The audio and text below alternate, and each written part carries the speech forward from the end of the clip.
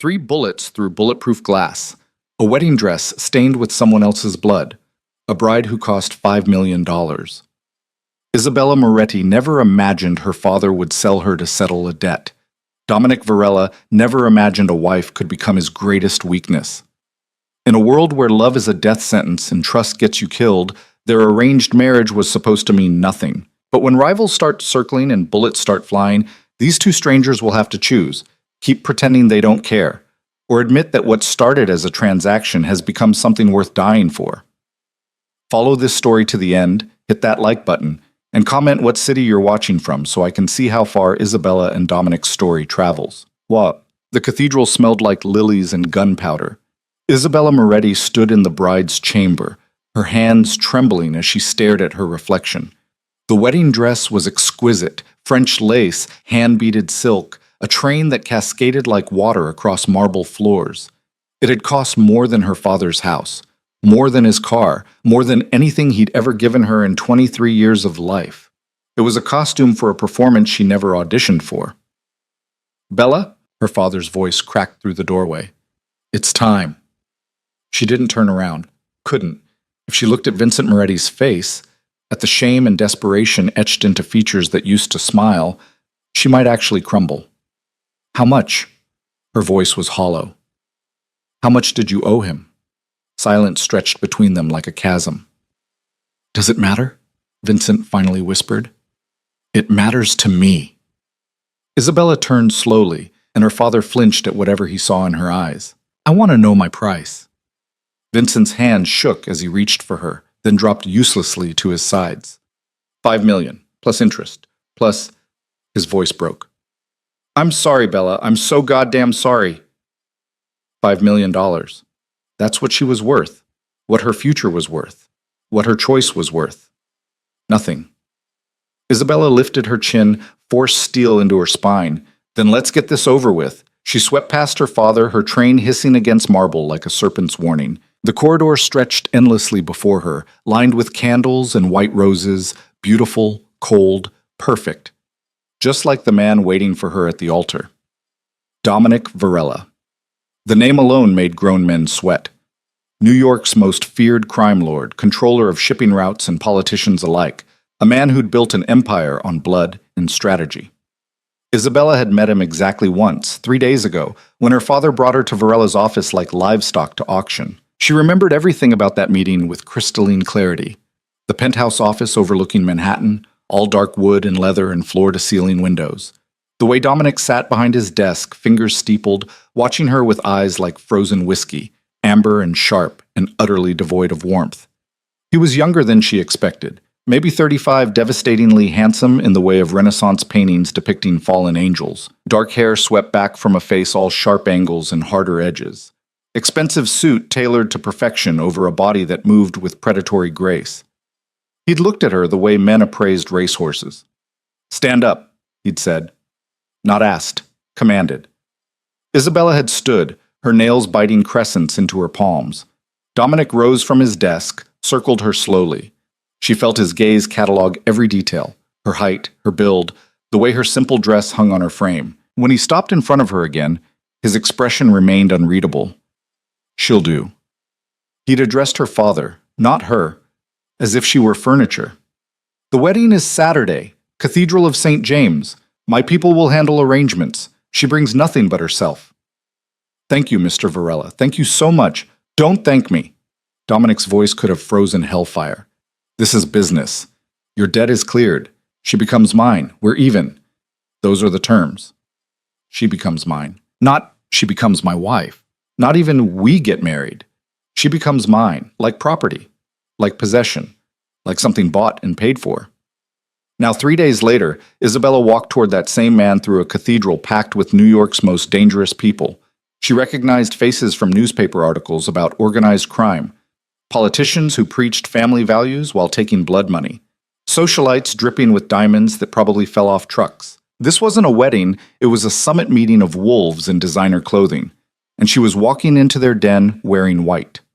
The organ swelled with Pachelbel's cannon. Isabella's assigned escort, one of Dominic's men, stone-faced and armed despite the holy setting, offered his arm. She took it mechanically, let him guide her toward the aisle. Through the crowd of strangers, through the sea of calculating stares and knowing smirks, she could see him. Dominic Varela stood at the altar in a midnight black tuxedo that probably cost more than her father's debt. He watched her approach with the same expression he'd worn in his office. Cool assessment, zero emotion. His best man, a scarred mountain of muscle Isabella vaguely recognized as Dominic's enforcer Marco, stood beside him looking like he'd rather be breaking kneecaps. This was insane. All of it. She was marrying a stranger, a criminal, a man who'd bought her like merchandise and felt nothing about it. Isabella's feet moved automatically, carrying her down the endless aisle. Her eyes locked on Dominic's, searching for something, anything, human in that perfect cold mask. She found nothing. The ceremony blurred into fragments. The priest's droning voice, the weight of Dominic's hand as he took hers, warm, strong, impersonal.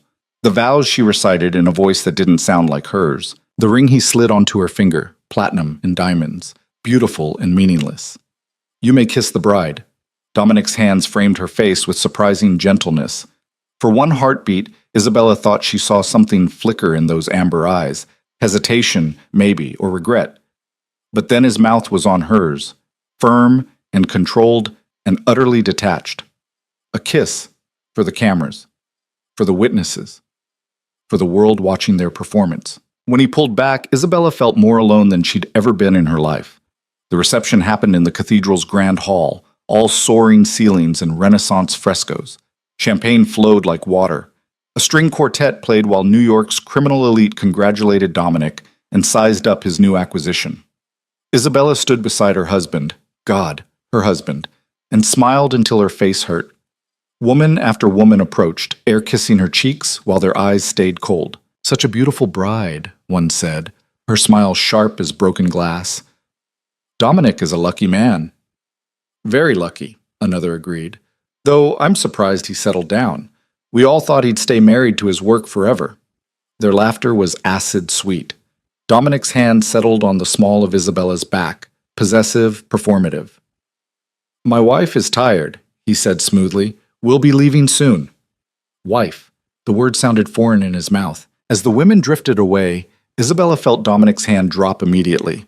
The moment the performance wasn't required, the touching stopped. You did well, he said, his voice low enough only she could hear. Keep smiling for another hour, then we leave. For where? Isabella heard herself ask. Home. Something in his tone made it sound like a prison sentence. The remaining hour crawled by in agonizing slow motion. Isabella drank champagne she didn't taste, ate cake that turned to ash in her mouth, and accepted congratulations from people who looked at her like she'd just signed her death warrant. Maybe she had. Finally, Dominic announced their departure. His men materialized like shadows, forming a protective corridor toward the exit. The crowd parted, applauding, as Dominic guided Isabella through the gauntlet with one hand possessively on her waist. For the cameras. Always for the cameras. A limousine waited outside, black and sleek and menacing. One of Dominic's men opened the door. Isabella slid inside, her wedding dress pooling around her like spilled milk. Dominic followed, the door shutting them into sudden, suffocating privacy. The silence was deafening. Isabella stared out the tinted window as Manhattan rolled past, glittering and indifferent to one girl's destroyed future. Going? Isabella finally asked. My going? Isabella finally asked. My estate, Westchester. Dominic didn't look up from his screen. Your belongings were moved there this afternoon. My belongings? Isabella's voice sharpened. You mean the 2 suitcases I was allowed to pack? You won't need anything else. Everything you require will be provided. Provided, like she was a pet, a dependent, a thing to be maintained. And what exactly do you require of me? The words came out harder than Isabella intended, edged with the fury she'd been swallowing all day. Dominic finally looked at her. In the dim interior light, his eyes were unreadable. Discretion, obedience, public loyalty. That's it? I'm just supposed to smile and obey? Yes. The casual brutality of it stole Isabella's breath. I'm not your slave, she whispered. No. Dominic's expression didn't change. You're my wife, which in my world comes with certain expectations. Meet them, and we'll have no problems. And if I don't? Something dangerous flickered across Dominic's face. There and gone so fast, Isabella almost missed it. Then we'll have a very different conversation. The threat hung between them, unspoken, but absolutely clear. Isabella turned back to the window, her throat tight with unshed tears she refused to let fall. Not here, not in front of him. She wouldn't give Dominic Varela the satisfaction of seeing her break. The drive took 40 minutes. They left the glittering chaos of Manhattan behind, crossing into Westchester's carefully manicured wealth. The landscape grew darker, more isolated. When they finally turned through massive iron gates, Isabella's stomach dropped. This wasn't a house. It was a fortress. Stone walls 20 feet high surrounded the property, topped with cameras and what looked suspiciously like razor wire disguised as decorative ironwork. The driveway wound through manicured grounds lit by subtle pathway lights, revealing glimpses of a mansion that seemed to go on forever, all stone and glass and modern brutalist architecture designed to intimidate. "Welcome home," Dominic said flatly. The words felt like a life sentence. The limousine stopped at the main entrance, where more of Dominic's men waited. They opened doors, stood guard, watched Isabella with expressionless faces as Dominic guided her inside with one hand on her elbow, the only touch he'd offered since the reception. The interior matched the exterior's intimidating grandeur. Soaring ceilings, marble floors, modern art that probably cost more than most people's houses. Everything was beautiful, expensive, and utterly cold, like a museum, like a mausoleum, like a very elegant cage. "Marco will show you to your room," Dominic said, already moving toward what looked like his office. "Unpack. Rest. Someone will bring dinner later." "Wait!" Isabella's voice stopped him mid-stride. "My room? Not our room?" Dominic turned slowly, one eyebrow raised in something that might have been amusement if his eyes weren't so dead. "This is a marriage of convenience, Isabella, not a love match. You'll have your space. I'll have mine. We'll share quarters when necessary for appearances. Otherwise, we maintain separate lives." The casual dismissal shouldn't have hurt. This was a business arrangement, she knew that, but somehow it did. "I see," Isabella managed. "Do you?" Dominic studied her for a long moment. "This isn't a fairy tale. I didn't marry you because I wanted a wife. I married you because it was strategically advantageous to settle your father's debt this way, rather than killing him. You're here because you're useful. Remember that." Before Isabella could respond, before she could find words through the shock of his bluntness, Dominic disappeared into his office, the door closing with quiet finality. Marco cleared his throat awkwardly. "This way, Mrs. Varela." Mrs. Varela. The name felt like someone else's.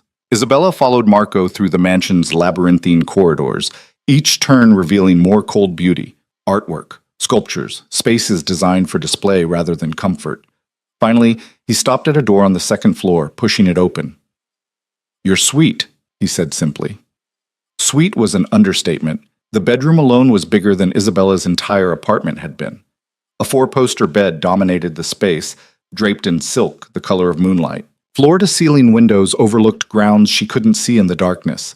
A sitting area, a walk-in closet already filled with clothes she didn't recognize, a bathroom that belonged in a luxury spa.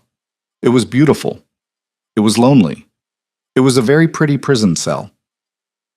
"Kitchen is on the first floor if you need anything," Marco continued, "though staff will bring meals if you prefer. Mr. Varela asks that you don't wander the grounds alone, especially at night. Security reasons." "Security," Isabella repeated numbly. "Right. There's an intercom by the bed if you need anything. Press the red button." Then Marco was gone, closing the door softly behind him, and Isabella was alone. She stood in the center of her gilded cage, still wearing her wedding dress, and finally let the tears fall. The first week passed in a fog. Isabella saw Dominic exactly 3 times. Once at breakfast, where he read the newspaper while she pushed scrambled eggs around her plate. Once when he knocked on her door to inform her they'd be attending a charity gala Friday night. And once when she accidentally walked into his office looking for the library. That encounter lasted exactly 90 seconds. "This area is off limits," Dominic had said, not looking up from the contracts he was reviewing. "Marco will give you a map of permitted areas." Permitted areas. Like she was a guest. Like she didn't live here. "I was looking for books," Isabella had said quietly. There's a library. Third floor, east wing. Marco will show you. Dismissed. Always dismissed. Isabella spent her days exploring her permitted areas. The library became her sanctuary, filled with leather-bound classics and surprising contemporary fiction. The gardens, once she was cleared to walk them, with security shadowing her every step. The home gym, where she took out her frustration on a treadmill that probably cost more than a car. And she spent her nights alone in her beautiful room, staring at ceilings and wondering if this was her life now. Forever. The staff treated her with distant politeness. They brought meals she barely touched. They cleaned rooms she barely disturbed. They looked through her like she was already a ghost. Maybe that's what she was. The ghost of Isabella Moretti, haunting the halls of Dominic Varela's fortress. Friday arrived with cold sunshine and Marco knocking on her door at 10 a.m. Mr. Varela wants you ready by 7, he said. The gala is black tie. Your dress has been selected and is in your closet. Of course it had. Of course Dominic had chosen what she'd wear, how she'd look, what face she'd present to his world. Isabella found the dress after Marco left. A floor-length gown in deep emerald silk that probably cost a fortune. Elegant, sophisticated, designed to make a statement. She was Dominic Varela's wife now. She had to look the part. She spent the afternoon preparing with the help of staff who appeared at 6. Hair, makeup, jewelry, all handled with professional efficiency. By 7, Isabella barely recognized herself in the mirror. The woman staring back looked polished, perfect, untouchable, empty. Dominic was waiting in the foyer, devastating in a tuxedo that made him look like he'd stepped out of a Bond film. His eyes swept over Isabella with the same assessing gaze he'd used at their first meeting, cataloging, evaluating, finding her acceptable. You look appropriate, he said. Not beautiful, not stunning, appropriate. Thank you, Isabella managed, her voice glacial. Something flickered in Dominic's eyes, surprise, maybe, that she had thorns, but he simply offered his arm. The car is waiting. The gala was held at one of Manhattan's most exclusive hotels, a glittering affair packed with wealth and power. Isabella recognized senators, CEOs, celebrities, and threading through the crowd like sharks among minnows, criminals, Dominic's people, men and women who broke laws and bought politicians and smiled over champagne while discussing things that would make angels weep. Dominic's hand never left the small of her back all night. To everyone watching, they looked perfect together, the powerful crime lord and his beautiful wife. He introduced her to important people whose names she immediately forgot. She smiled until her face ached. She played the part of devoted bride while inside she screamed. "You're doing well," Dominic murmured during a quiet moment. "Keep it up." "Is that all I am to you?" The words escaped before Isabella could stop them. "A performance?" Dominic's hand tightened fractionally on her waist. "What else would you be?" Before Isabella could respond, a man approached, tall, silver-haired, with a smile that didn't reach his eyes. "Dominic." The man's voice was smooth as poisoned honey. "Congratulations on your marriage. I was surprised to hear you'd taken a wife." "Lorenzo." Dominic's entire body tensed, though his expression remained neutral. "I didn't expect to see you here. I go where business takes me." Lorenzo's gaze slid to Isabella, lingering in a way that made her skin crawl. "And you must be the lovely bride. Isabella, is it?" "Yes," Isabella managed. "Charming." Lorenzo's smile sharpened. "Tell me, my dear, how does it feel to be traded like cattle? Your father sold you quite cheaply, from what I hear." The words were designed to wound, and they hit their mark. Isabella felt blood drain from her face. Dominic moved before she could process it. One moment standing beside her, the next directly in Lorenzo's space, his voice dropping to something deadly. "Speak to my wife again, and I'll cut out your tongue." The threat hung in the air between them, sharp as a blade. Lorenzo's smile never wavered, but something dangerous flickered in his eyes. "Touchy. Interesting. I thought this was just business, Dominic." "It is." Dominic's hand found Isabella's waist again, pulling her close in a possessive gesture that felt different from his earlier touches, protective rather than performative. "But that doesn't mean I'll tolerate disrespect." "Of course." Lorenzo inclined his head mockingly. "My apologies. Congratulations again on your acquisition." He melted back into the crowd, leaving tension crackling in his wake. Isabella's hands were shaking. Dominic noticed immediately, guiding her toward a quiet corner. "Breathe," he said quietly. "Who was that?" "Lorenzo Ricci, head of the Ricci family. A rival." Dominic's jaw tightened. "And a problem." "He knew." Isabella's voice cracked. "He knew exactly what I am, what this is. Everyone knows." Dominic's eyes met hers, and for the first time she saw something other than ice in them, something that might have been regret. "That's the point." Isabella stared at him, confusion and hurt warring in her chest. "I don't understand." Dominic opened his mouth, seemed to reconsider, then closed it again. "It's late. We should go." The drive home was silent, but different from their wedding night. Dominic seemed distracted, troubled. He kept glancing at Isabella like he wanted to say something, then looking away. When they reached the estate, he walked her to her door, something he'd never done before. "Isabella!" His voice stopped her before she could disappear inside. "What Lorenzo said tonight was true," Isabella finished bitterly. "I was traded, sold. We both know it." "Yes." The admission seemed to cost him something. "But that doesn't mean—" He trailed off, frustration crossing his features. "Doesn't mean what?" Isabella demanded. "Doesn't mean you actually see me as human? Doesn't mean this is completely degrading? Doesn't mean I'm utterly alone in this beautiful prison?" Dominic's hand shot out, catching her wrist. Not hard, but firm. Up close, Isabella could see conflict raging behind his controlled mask. "You're not alone," he said quietly. Then he released her, turned, and walked away, leaving Isabella staring after him in confusion. The nightmare started 3 days later. Isabella woke to shouting, male voices, urgent and sharp, echoing through the mansion's corridors. Heart pounding, she grabbed a robe and ventured into the hallway. Marco was there, phone pressed to his ear, barking orders. When he saw Isabella, his expression turned grim. "Get back in your room. Lock the door." "What's happening?" "Now, Mrs. Varela." The use of her married name, the edge in Marco's voice, it terrified her more than the shouting. Isabella retreated, locking her door with shaking hands. Minutes crawled past. The shouting faded but was replaced by something worse. Tense, heavy silence. Isabella pressed her ear to the door, trying to hear anything, everything. Footsteps approached. A knock. "It's me." Dominic's voice tight and controlled. "Open the door." Isabella unlocked it quickly. Dominic stood there, still in his clothes from dinner, his expression darker than she'd ever seen it. "What happened?" she whispered. "Someone tried to breach the perimeter. Security stopped them." Dominic's eyes swept over her, checking for injury, even though she'd been safely inside. "You're doubling your security detail starting tomorrow." "Why? What's going on?" Dominic stepped inside, closing the door behind him. In the intimate space of her room, he seemed larger, more intense. "Lorenzo is making moves. The gala wasn't chance. He wanted to see you, evaluate you, find weaknesses." Dominic's hands clenched into fists. "I should have anticipated this." "Anticipated what?" "That he'd think you mattered to me." The words hung between them, loaded with meaning Isabella couldn't quite grasp. "But I don't," she said slowly. "You said so yourself. This is business." "Yes." Dominic's voice was rough. "That's what I said.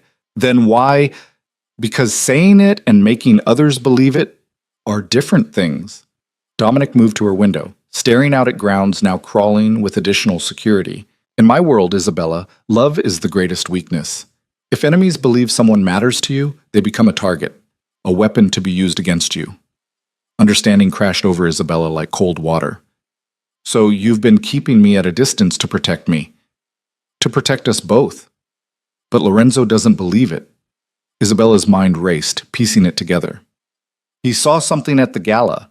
Something that made him think I'm more than just a transaction." Dominic's shoulders tensed. "Yes." "What did he see?" Silence stretched between them, heavy, with unspoken truth. When Dominic finally turned to face her, his expression was raw in a way she'd never seen. "He saw me threaten to cut out his tongue for insulting you. He saw me protect you like you actually matter." Dominic's voice dropped to something almost vulnerable. "He saw the truth I've been trying to hide." Isabella's breath caught. "Which is?" "That somewhere between the wedding and now, this stopped being just business for me." The confession hit like lightning. Isabella stared at her husband, this cold, controlled man who'd bought her like property, and saw cracks in his armor for the first time. "I don't understand," she whispered. "Neither do I." Dominic's laugh was bitter. "I've spent 20 years building walls, Isabella, keeping everyone at a distance, making sure nothing and no one could be used against me. And then you walked down that aisle looking like you were marching to your execution, and something in me—" He cut himself off, jaw clenching. "Something in you what?" Isabella pressed. "Broke." The word seemed dragged from somewhere deep. "Seeing you like that. Knowing what I'd done. Knowing you hated me and had every right to. It broke something I thought was unbreakable." Isabella's world tilted. "If you felt that way, why did you treat me like I didn't exist? Why the separate rooms, the distance, the—" "Because I was trying to protect you." Dominic's control cracked, emotion bleeding through. "Every day I wanted to go to you, talk to you, know you, but I couldn't risk it. If my enemies saw you as leverage, you'd be dead within a week, so I stayed away. Made everyone believe you meant nothing, including you." Tears burned Isabella's eyes. "You made me feel invisible." "I know." Dominic moved toward her, each step deliberate. "And I'm sorry. But now Lorenzo has seen through it, which means the pretense is over. If he believes you matter, others will too. The only way to protect you now is to make you untouchable."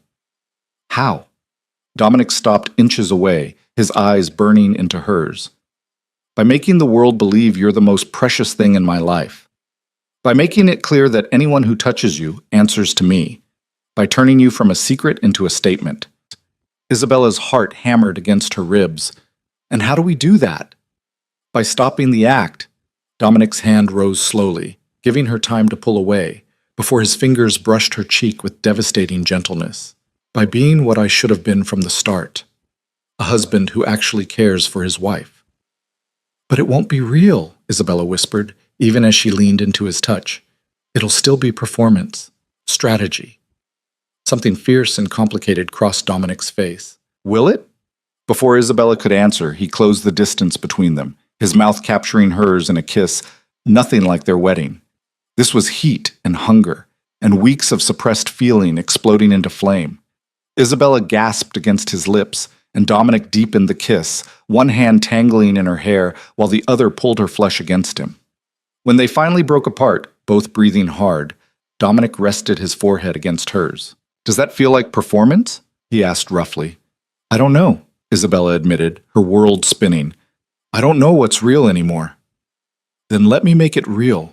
Dominic's thumb traced her lower lip. "Move into my room. Appear with me publicly. Let me show the world you're mine, truly mine. And in return, I'll show you that you're not just a transaction. Not anymore." "And if it's still all strategy?" Isabella forced the words out, even though her heart was screaming at her to just give in. "If you're just using me more effectively?" Dominic pulled back enough to meet her eyes fully. What Isabella saw there stole her breath, vulnerability, desire, and something that looked terrifyingly close to tenderness. "Then I'm using myself too," he said quietly. "Because somewhere along the way, Isabella, I stopped being able to pretend I don't care. You want to know the real reason I stayed away? It wasn't just to protect you. It was because every time I saw you, every time you looked at me with those eyes that see too much, I felt myself falling. And falling is the most dangerous thing a man like me can do." Isabella's hands fisted in his shirt, torn between pushing him away and pulling him closer. "This is insane." "Yes." Dominic's smile was crooked, almost boyish. "Welcome to my world. If I do this, if I move into your room, play this part, I need to know one thing." "What?" "Do you actually want me there? Not as strategy, not as protection. Do you want me?" Dominic's answer was another kiss, deeper and more demanding than the first. When he finally pulled away, his voice was wrecked. "I've wanted you since you walked down that aisle looking like vengeance in lace. I've wanted you every morning at breakfast when you pretend I don't exist. I've wanted you every night knowing you're sleeping 3 doors away. So yes, Isabella, I want you there. I want you, period." The honesty in his words, the raw need, it shattered the last of Isabella's defenses. "Okay," she whispered. "Okay? I'll move into your room. We'll do this. whatever this is. But Dominic? Isabella's hand cupped his face, forcing him to hold her gaze. No more lies. No more pretending. If we're doing this, it has to be real. I won't be used again, even by you. Something shifted in Dominic's expression. Surrender, maybe, or relief. No more lies, he agreed. Starting now. Starting now, Isabella echoed. Dominic kissed her forehead with surprising tenderness, then stepped back. Pack what you need. I'll have Marco move everything else tomorrow. Tonight? Isabella's eyes widened. Tonight. Dominic's smile turned predatory. Lorenzo and everyone else needs to know immediately that things have changed. By morning, word will spread that my wife moved into my room. The message will be clear. And what message is that? That you're no longer just Mrs. Varela in name. You're mine, under my protection, and anyone who threatens you threatens me. Isabella should have been terrified by the possessive intensity in his voice. Instead, for the first time since her wedding day, she felt something other than despair. She felt wanted. As Dominic left to prepare his room, Isabella stood alone in her soon-to-be former sanctuary and wondered what she'd just agreed to. She was trading one cage for another, but this time she was choosing to walk into it. This time, the man holding the keys looked at her like she mattered. This time, maybe, just maybe, she wasn't alone. Isabella began packing with shaking hands, each item she folded feeling like a step toward something irreversible. She was about to share a room, share a life, with a man who'd admitted he was falling for her. A criminal. A stranger. Her husband. Her choice. The uncertainty terrified her, but the alternative, going back to invisible, ignored, alone, terrified her more. So Isabella packed her bags, checked her reflection one last time, and walked out of her beautiful prison cell toward something unknown. Toward Dominic's room. Dominic's bed. Dominic's life. Toward whatever came next. The hallway seemed longer than usual, each step echoing in the late-night silence. When Isabella reached Dominic's door, she hesitated for just a moment before knocking. It opened immediately, as if he'd been waiting. Dominic stood there, having changed into dark pajama pants and nothing else. In the dim light, Isabella could see scars mapping his torso, evidence of a violent life she'd only glimpsed. He looked dangerous and beautiful and absolutely focused on her. "Come in," he said softly. Isabella stepped into his space, their space now, and heard the door click shut behind her with terrifying finality. There was no going back from this. Dominic's room was nothing like Isabella expected.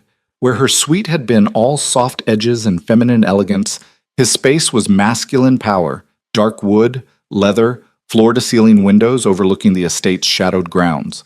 The bed dominated the room, massive and unmade, as if he'd left it in a hurry.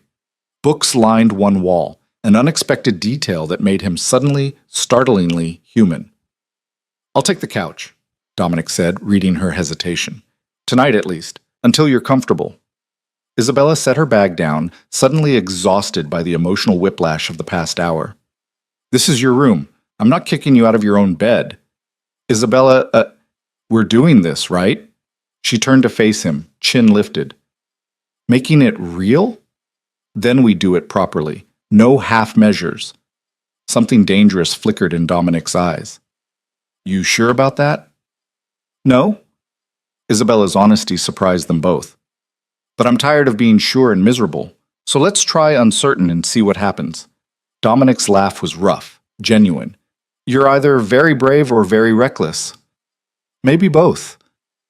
They stood there, the air between them charged with possibility and fear. Finally, Dominic moved to his dresser, pulling out a t-shirt and handing it to her. "The bathroom's through there. Take your time." The bathroom was all marble and glass, obscenely luxurious. Isabella changed quickly, grateful for the privacy to collect herself. When she emerged in Dominic's oversized shirt, he was sitting on the edge of the bed, looking more uncertain than she'd ever seen him. "Left side or right?" he asked. "What? Do you have a preference? Which side of the bed?" The question was so normal, so domestic, that Isabella almost laughed. Here they were, a crime lord and the wife he'd bought, negotiating sleeping arrangements like a regular couple. "Left," she said. Dominic nodded, pulling back the covers on both sides. They climbed in from opposite ends, the mattress dipping under their combined weight. Isabella's heart hammered as Dominic settled beside her, close but not touching, giving her space. I can dim the lights, he offered. Leave them, please. In the low light, Isabella could see Dominic's profile, the hard line of his jaw, the tension in his shoulders. He was just as nervous as she was, she realized, just as uncertain about what they were doing. Can I ask you something? Isabella whispered into the darkness. Always. Why did you really agree to marry me? You could have handled my father's debt 100 different ways. Why this? Dominic was quiet for so long, Isabella thought he wouldn't answer. When he finally spoke, his voice was raw. Because he came to me broken, begging, said he had a daughter, that she was everything good in his worthless life, that losing her would destroy what was left of his soul. Dominic turned his head to look at her. He offered to work for me, to do anything, if I'd find another way. But I don't need men who beg. I need people who can be useful. So you took me instead. I took you because when he showed me your picture, something in me recognized something in you. Dominic's hand found hers under the covers, his fingers threading through hers carefully. You looked trapped even then, sad, like you'd spent your whole life being invisible. And I thought, if I'm going to settle this debt, why not do it in a way that saves you both? Him from death, you from whatever half-life you were living. Isabella's throat tightened. That's a terrible reason to marry someone. I know. Dominic's thumb traced circles on her palm. But then you walked down that aisle, and I saw what it was costing you, saw the way you looked at me like I was your executioner, and I realized I just traded one prison for another. For you, I mean. So you stayed away. So I stayed away. Dominic's voice dropped to barely a whisper. Told myself it was strategy, protection. But the truth? I was a coward. I didn't know how to face what I'd done to you. Isabella rolled onto her side, studying his face in the dim light. And now? Now I'm still a coward, but I'm a coward who wants to try anyway. Dominic mirrored her position, bringing them face to face. I can't promise this will work. I can't promise I won't fail you, but I can promise I'll try to be more than the man who bought you. I don't want promises, Isabella said softly. I want honesty, even when it hurts. Then here's honesty. I'm terrified. Dominic's free hand came up to cup her face.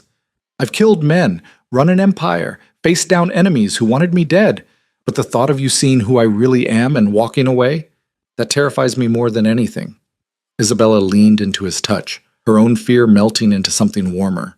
Then show me, all of it, the good, the bad, the criminal empire. Let me decide what I can handle. And if it's too much, then we deal with it honestly. Isabella's hand covered his. But Dominic, I'm not some fragile thing. I survived being sold by my own father. I survived weeks alone in this fortress, thinking I'd never matter to anyone again. I'm stronger than I look. I'm beginning to see that. Dominic's smile was small but real. You scare me a little, you know. Good. You should be scared of me. They fell silent, hands intertwined, breathing synchronized. Isabella felt herself relaxing by degrees, the tension bleeding from her muscles. This was strange and new and absolutely insane, but it was also the first time since her wedding that she'd felt truly seen. Isabella? Dominic's voice was drowsy now, sleep pulling at him. Yeah? Thank you for giving this a chance. Thank you for asking me to. Isabella woke to sunlight streaming through unfamiliar windows and the weight of an arm draped across her waist. For one disoriented moment, she couldn't remember where she was. Then memory crashed back. Dominic's room, their conversation, falling asleep holding hands. At some point in the night, they'd gravitated together. Now Dominic's body curved around hers, his breathing deep and even against her neck. Isabella held perfectly still, afraid to wake him, afraid to break whatever spell had made this possible. You're awake, Dominic murmured against her hair. How did you know? Your breathing changed. His arm tightened fractionally. Morning. Morning. Isabella's voice came out embarrassingly breathy. Did you sleep? Better than I have in months. Dominic pressed a kiss to her shoulder, casual, affectionate, utterly devastating. You? Same. They lay there in comfortable silence, neither quite ready to face the day. Finally, Dominic sighed and pulled back. I have a meeting at 10. Lorenzo, actually.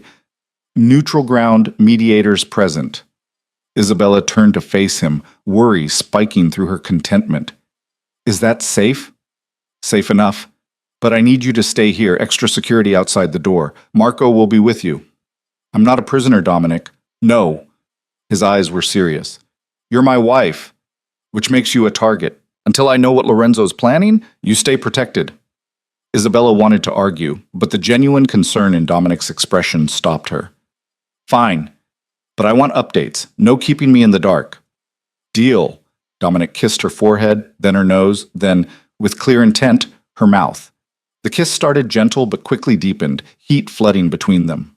When Dominic finally pulled back, they were both breathing hard. Tonight, he promised, his voice rough. When I get back, we'll talk. Really talk. About everything. Everything? The business. My world. What being my wife actually means beyond pretty dresses and armed guards. Dominic's thumb traced her lower lip. You said you wanted honesty. I'm going to give it to you. After Dominic left, after he'd kissed her 3 more times, given Marco detailed instructions, and reminded Isabella twice to stay inside, the estate felt larger and lonelier than ever. Isabella wandered the permitted areas, restless with nervous energy. She found herself in the library, gravitating toward the windows that overlooked the estate's main gate. 3 black SUVs pulled out in formation, Dominic's car in the middle. Isabella watched until they disappeared from view, anxiety coiling in her stomach. He'll be fine. Marco's voice made her jump. He stood in the doorway, expression unreadable. Mr. Varela doesn't take unnecessary risks. Every risk is unnecessary when people want you dead, Isabella countered. Something like approval flickered across Marco's scarred face. You care about him. It wasn't a question, but Isabella answered anyway. I'm starting to. Good. He needs someone who cares, someone who sees past the reputation. Isabella turned to study Marco properly. How long have you worked for him? 15 years, since we were both stupid kids with something to prove.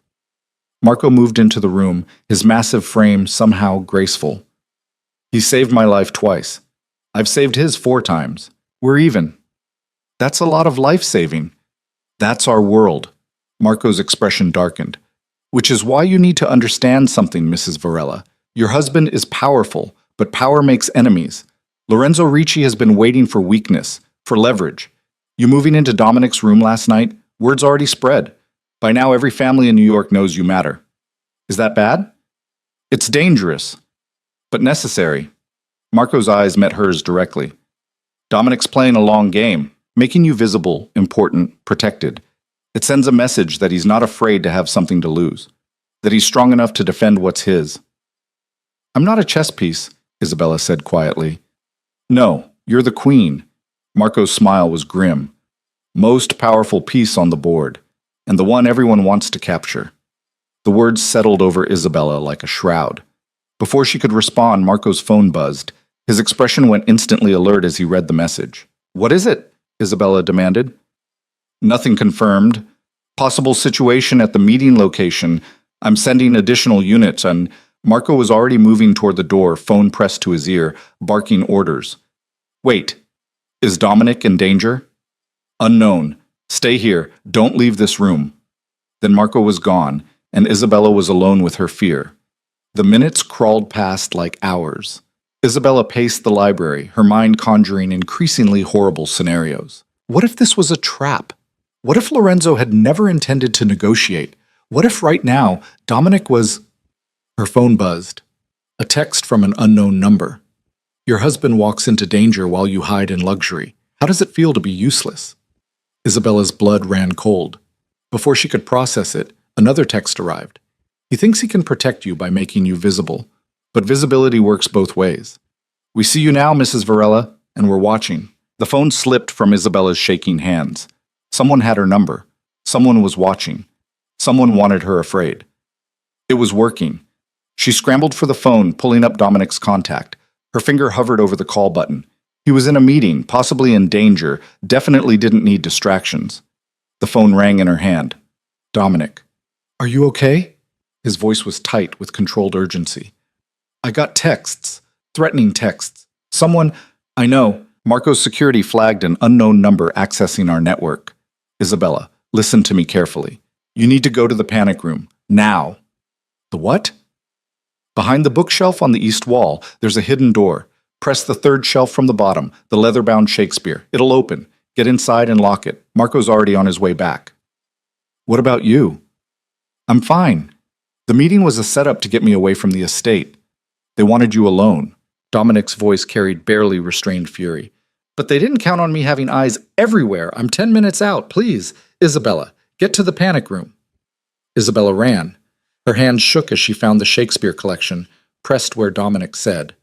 The bookshelf swung inward with a pneumatic hiss, revealing a small, reinforced room lined with monitors showing every angle of the estate. She locked herself inside just as the security feeds showed movement at the perimeter. 3 figures in black, scaling the wall with professional efficiency. Isabella's heart stopped as she watched them move through ground she'd walked just yesterday, heading directly for the mansion's east entrance, heading for the library. On another monitor, she saw Marco's SUV screaming up the driveway, 2 more vehicles behind it, and further back, Dominic's convoy, moving at speeds that had to be illegal. But the intruders would reach her first. Isabella watched helplessly as they breached the east entrance, moving through corridors with clear knowledge of the layout. Someone had given them information, someone inside Dominic's organization. The panic room door was reinforced steel. They'd need serious equipment to breach it, but Isabella's breath came in short gasps anyway as she watched them approach the library on the monitors. Then Marco exploded through the main entrance like an avenging angel, weapon drawn. The fight was brutal and efficient, 3 against 6 as more of Dominic's security materialized. Isabella couldn't look away as Marco put down 2 intruders with vicious precision while his team subdued the third. It was over in 90 seconds. Isabella's hands shook so badly she could barely unlock the panic room door when Marco's voice came through the intercom. It's safe, Mrs. Varela. You can come out. She emerged to find Marco and his team securing the 3 intruders, unconscious, zip-tied, bleeding. The library that had been her sanctuary looked like a war zone. Are you hurt? Marco's hands were gentle as he checked her over, despite the blood on his knuckles. No, They were coming for me. They knew exactly where... I know. Marco's expression was murderous. We have a leak. Someone told them you'd be alone, gave them the layout, the timing, but we'll find them. The sound of screeching tires announced Dominic's arrival. He burst through the library door moments later, and the carefully controlled crime lord vanished. What remained was something wild and desperate as his eyes found Isabella. You're okay. He crossed the space between them in 3 strides, hands framing her face, searching for injuries. You're okay. I'm fine. I did what you said. The panic room saved your life. Dominic pulled her against him, his whole body shaking. If you'd been out here when they arrived... He didn't finish. Didn't need to. Isabella clung to him, the reality of what had almost happened crashing over her in waves. The text said they were watching, that making me visible was a mistake. Not a mistake. Dominic's voice turned to ice as he looked at the captured intruders. A declaration. They think I've given them a target. What they've actually given me is proof of intent. He gently disentangled himself from Isabella, his expression shifting into something she'd never seen, cold, calculating rage given human form. Marco, take them to the South Warehouse. Get me names, who sent them, who the leak is. Use whatever methods necessary. Already on it, boss. And Marco, when you find the leak? Dominic's smile was terrible. Make it public. I want every family in New York to know what happens to people who put my wife in danger. As Marco's team dragged the intruders away, Dominic turned back to Isabella. The ice in his expression melted into something raw. I need to handle this. But I'm not leaving you alone again. You're coming with me. Coming where? Everywhere. Dominic took her hand, his grip firm and possessive. From now on, where I go, you go. Meeting with families, business negotiations, everything. They wanted to make you a target? Fine. I'll make you untouchable instead. Dominic, that's non-negotiable. His eyes burned into hers. I almost lost you today before I even had you. That's not happening again. So either you stay by my side where I can protect you, or you live in the panic room. Your choice. It should have felt suffocating. Instead, Isabella felt something like relief. By your side, she said quietly. Dominic's kiss was hard and desperate, tasting of fear and possession. When he pulled back, his forehead rested against hers. I'm going to burn down anyone who threatens you. You understand that, right? I'm going to make Lorenzo Ricci and everyone like him wish they'd never heard your name. I understand. And you're okay with that? With what I am? What I'll do? Isabella thought about the intruders, about the texts, about living in fear versus living beside someone who'd go to war for her. I'm okay with it. The next 3 hours were a blur. Dominic made phone calls in a voice that could freeze blood, issuing orders and making threats. Isabella stayed close, watching her husband transform into the crime lord the city feared. It should have terrified her. Instead, she felt oddly safe. Marco returned with information that made Dominic's expression turn murderous. The leak was Tony Marchetti. He's been feeding Lorenzo information for 6 months. Locations, schedules, security details. Where is he? Secured in the South Warehouse, singing like a canary now. Marco's smile was grim. Lorenzo promised him a position in the Ricci family, more money, more power. Turns out he was just a useful idiot. Is he still useful? Could be. We can feed him false information, use him to mislead Lorenzo. No. Dominic's voice was final. No more traitors in my organization. Make an example. Public enough that everyone knows, quiet enough that we don't draw federal attention. Marco nodded and left. Isabella watched him go, processing what she'd just heard. You're going to kill him, she said quietly. Yes. Dominic met her eyes without flinching. He put you in danger. Sold information that could have gotten you killed. In my world, that's a death sentence. And you're not even conflicted about it. No. Dominic moved closer, his hand cupping her cheek. I can be many things, Isabella.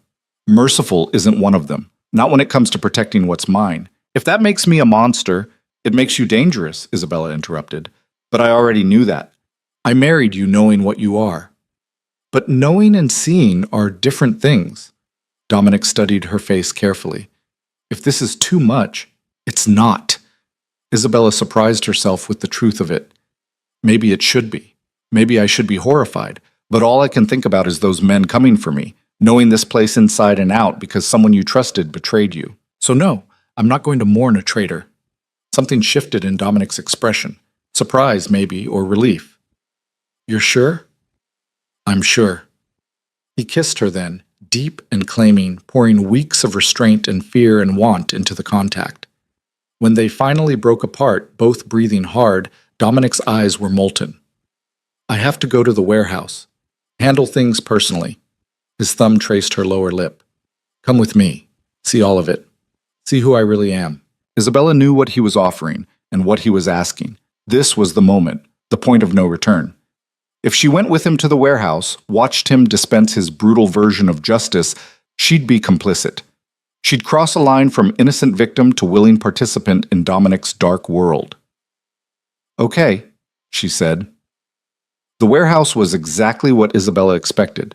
Industrial, isolated, the kind of place where screams wouldn't carry. Dominic's hand never left hers as they entered, his security forming a protective barrier around them.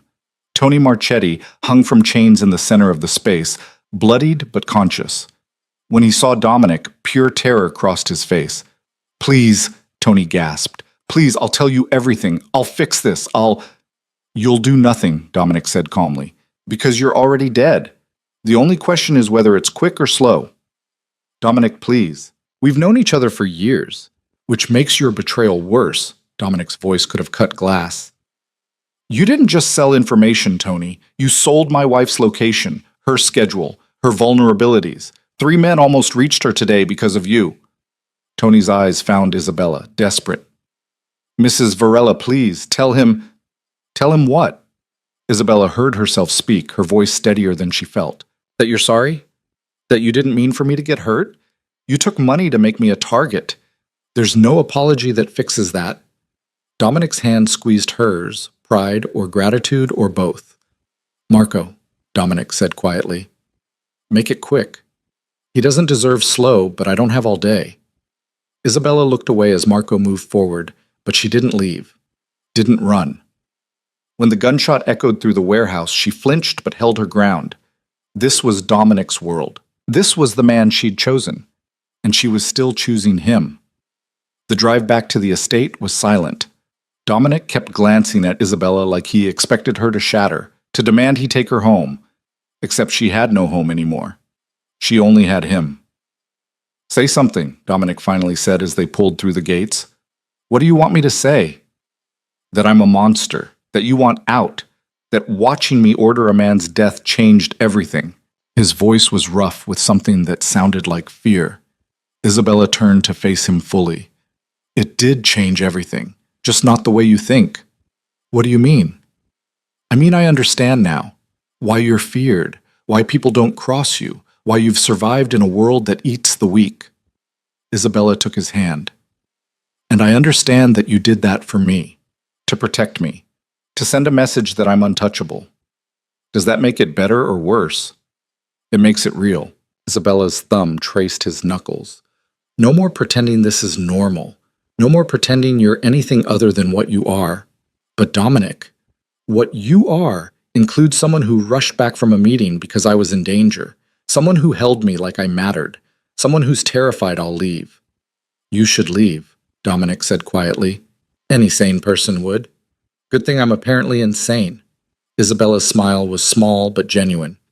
"I'm staying." "Not because I'm trapped, but because I want to. Because somewhere between the wedding and now, you became more than the man who bought me." "What did I become?" "Mine," Isabella said simply.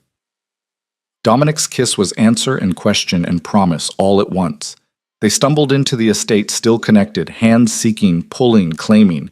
By the time they reached Dominic's room, their room now, truly, Isabella's doubts had burned away in the heat between them. This was dangerous and possibly insane and definitely complicated. But it was also real, and for the first time in her life, Isabella chose danger over safety, passion over security, this ruthless man over an empty future. She chose Dominic, and he chose her back. The transformation happened overnight, but its ripples spread through New York's underworld like blood in water. By morning, every crime family knew three things. Dominic Varela's wife had survived an assassination attempt, the traitor who'd enabled it was dead, and Isabella Moretti Varela was no longer hidden away like a secret. She was front and center, and anyone who touched her would face consequences that made death look merciful. Isabella learned this at breakfast when Dominic slid a tablet across the table, showing her the morning's intelligence reports. "Lorenzo's scrambling," he said, sipping espresso with casual elegance despite having slept maybe 3 hours. "His men failed, his inside source is dead, and now he looks weak, sloppy." Isabella scanned the reports, her stomach twisting at the clinical language describing yesterday's violence. "What does that mean for us?" "It means he'll either back down or double down." Dominic's eyes met hers over the rim of his cup. "My money's on double down. Men like Lorenzo don't accept losses gracefully. So we're still in danger. We're always in danger. That's the life." Dominic reached across the table, his fingers threading through hers. "But now you're visible. Protected. Every family knows you matter to me, which means they'll think twice before making moves. And the ones who don't think twice?" Dominic's smile was sharp enough to cut. "Marco's already preparing for them." The word should have terrified Isabella. Instead, they steadied her.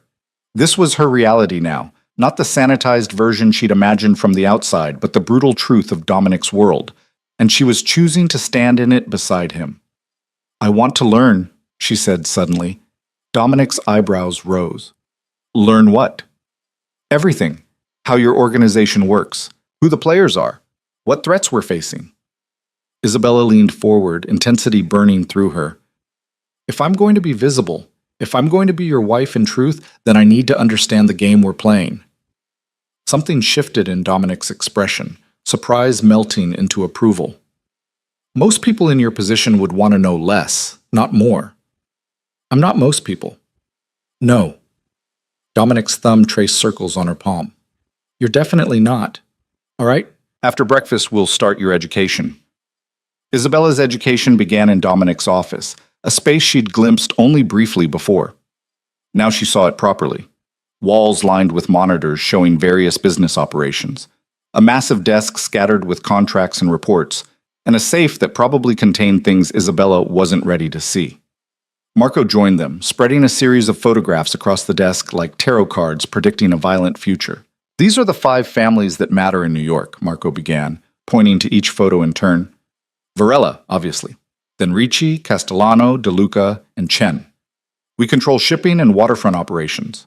Ricci has construction and unions. Castellano runs gambling and entertainment. De Luca handles waste management and trucking. Chen controls Chinatown and most of the import business. And they all hate each other? Isabella asked. Not hate, it's more complicated. Dominic moved behind her, his hands settling on her shoulders. We coexist because open war is bad for business. But alliances shift, territories blur, someone always wants more. Lorenzo Ricci wants more, Marco added grimly. Has for years. Your marriage to Dominic actually complicated his plans. Isabella turned to look up at Dominic. How?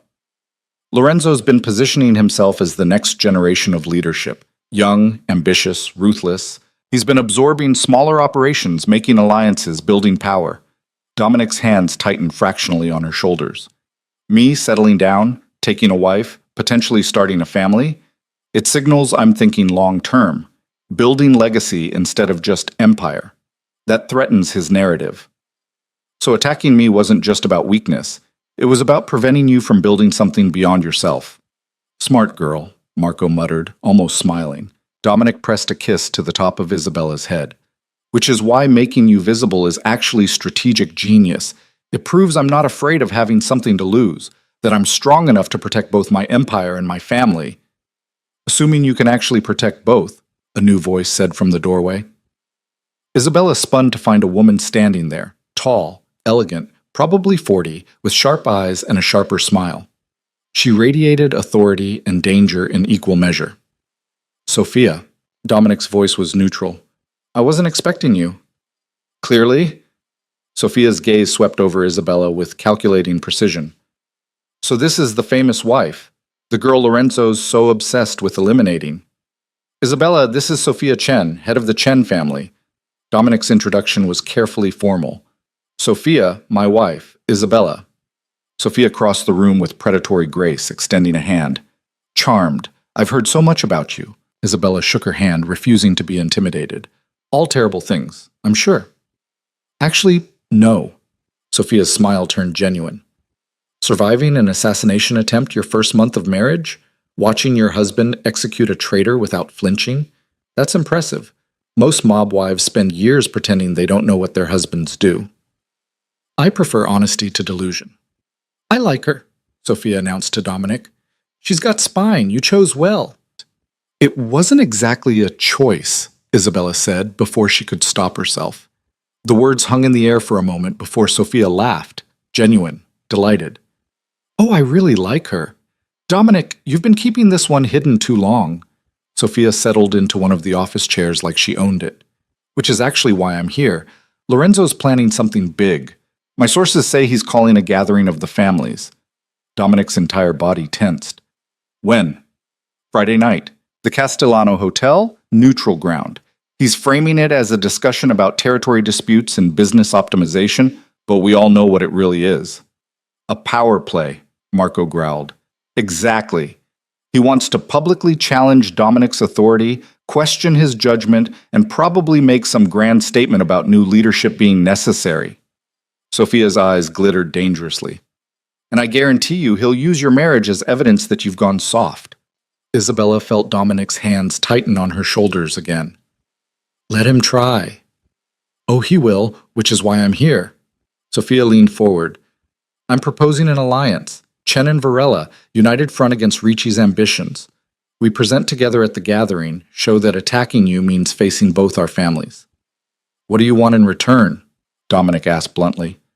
20% of the waterfront expansion, and cooperation on the new import channels opening up in Red Hook. 15% and you get Rotterdam priority. Sophia considered, then nodded. Deal. But there's one more condition. What? Sophia's eyes shifted to Isabella. She comes to the gathering, visible, present, undeniably alive and well. We make it clear that Lorenzo's assassination attempt didn't just fail. It strengthened your position. Absolutely not, Dominic said immediately. Putting Isabella in a room with Lorenzo and every other family is strategic. Isabella interrupted quietly. Both Dominic and Sophia turned to stare at her. It's strategic. Sophia's right. If I hide, it looks like I'm afraid. Like Lorenzo's attack worked even if I survived. But if I show up, chin high, clearly fine, clearly yours, it proves you can protect me even from direct threats. It also makes you a target in a room full of wolves, Dominic countered. I'm already a target. At least this way I'm a target standing beside you instead of hiding while you fight my battles. Sophia's approving smile widened. She's not just smart, she's strategic. Dominic, you really did choose well. I told you, it wasn't a choice. Yes, I heard. Sophia stood, smoothing her dress. But you're choosing to keep her now, to protect her, to let her stand beside you. That's what matters. She extended her hand to Isabella again. Welcome to the game, Mrs. Varela. Try not to die. I'm starting to like you. After Sophia left, Dominic pulled Isabella into his arms with barely restrained desperation. You don't have to do this, he said against her hair. I can handle Lorenzo without putting you in that room. Can you, though? Isabella pulled back to meet his eyes. Or will everyone wonder why I'm not there? Why you're hiding your wife if she supposedly matters so much? I'm hiding you to keep you alive. And I appreciate that. But Dominic, I can't live my whole life in hiding. If I'm going to be your wife, really be your wife, then I need to stand beside you, even when it's dangerous, especially when it's dangerous. Dominic's hands framed her face, his eyes searching hers with an intensity that stole her breath. You could die in that room. Lorenzo could make a move. Someone could hurt me, yes, but they could hurt me here too. Yesterday proved that. Isabella's hands covered his. At least at the gathering, I'll have you. Marco, Sophia's people.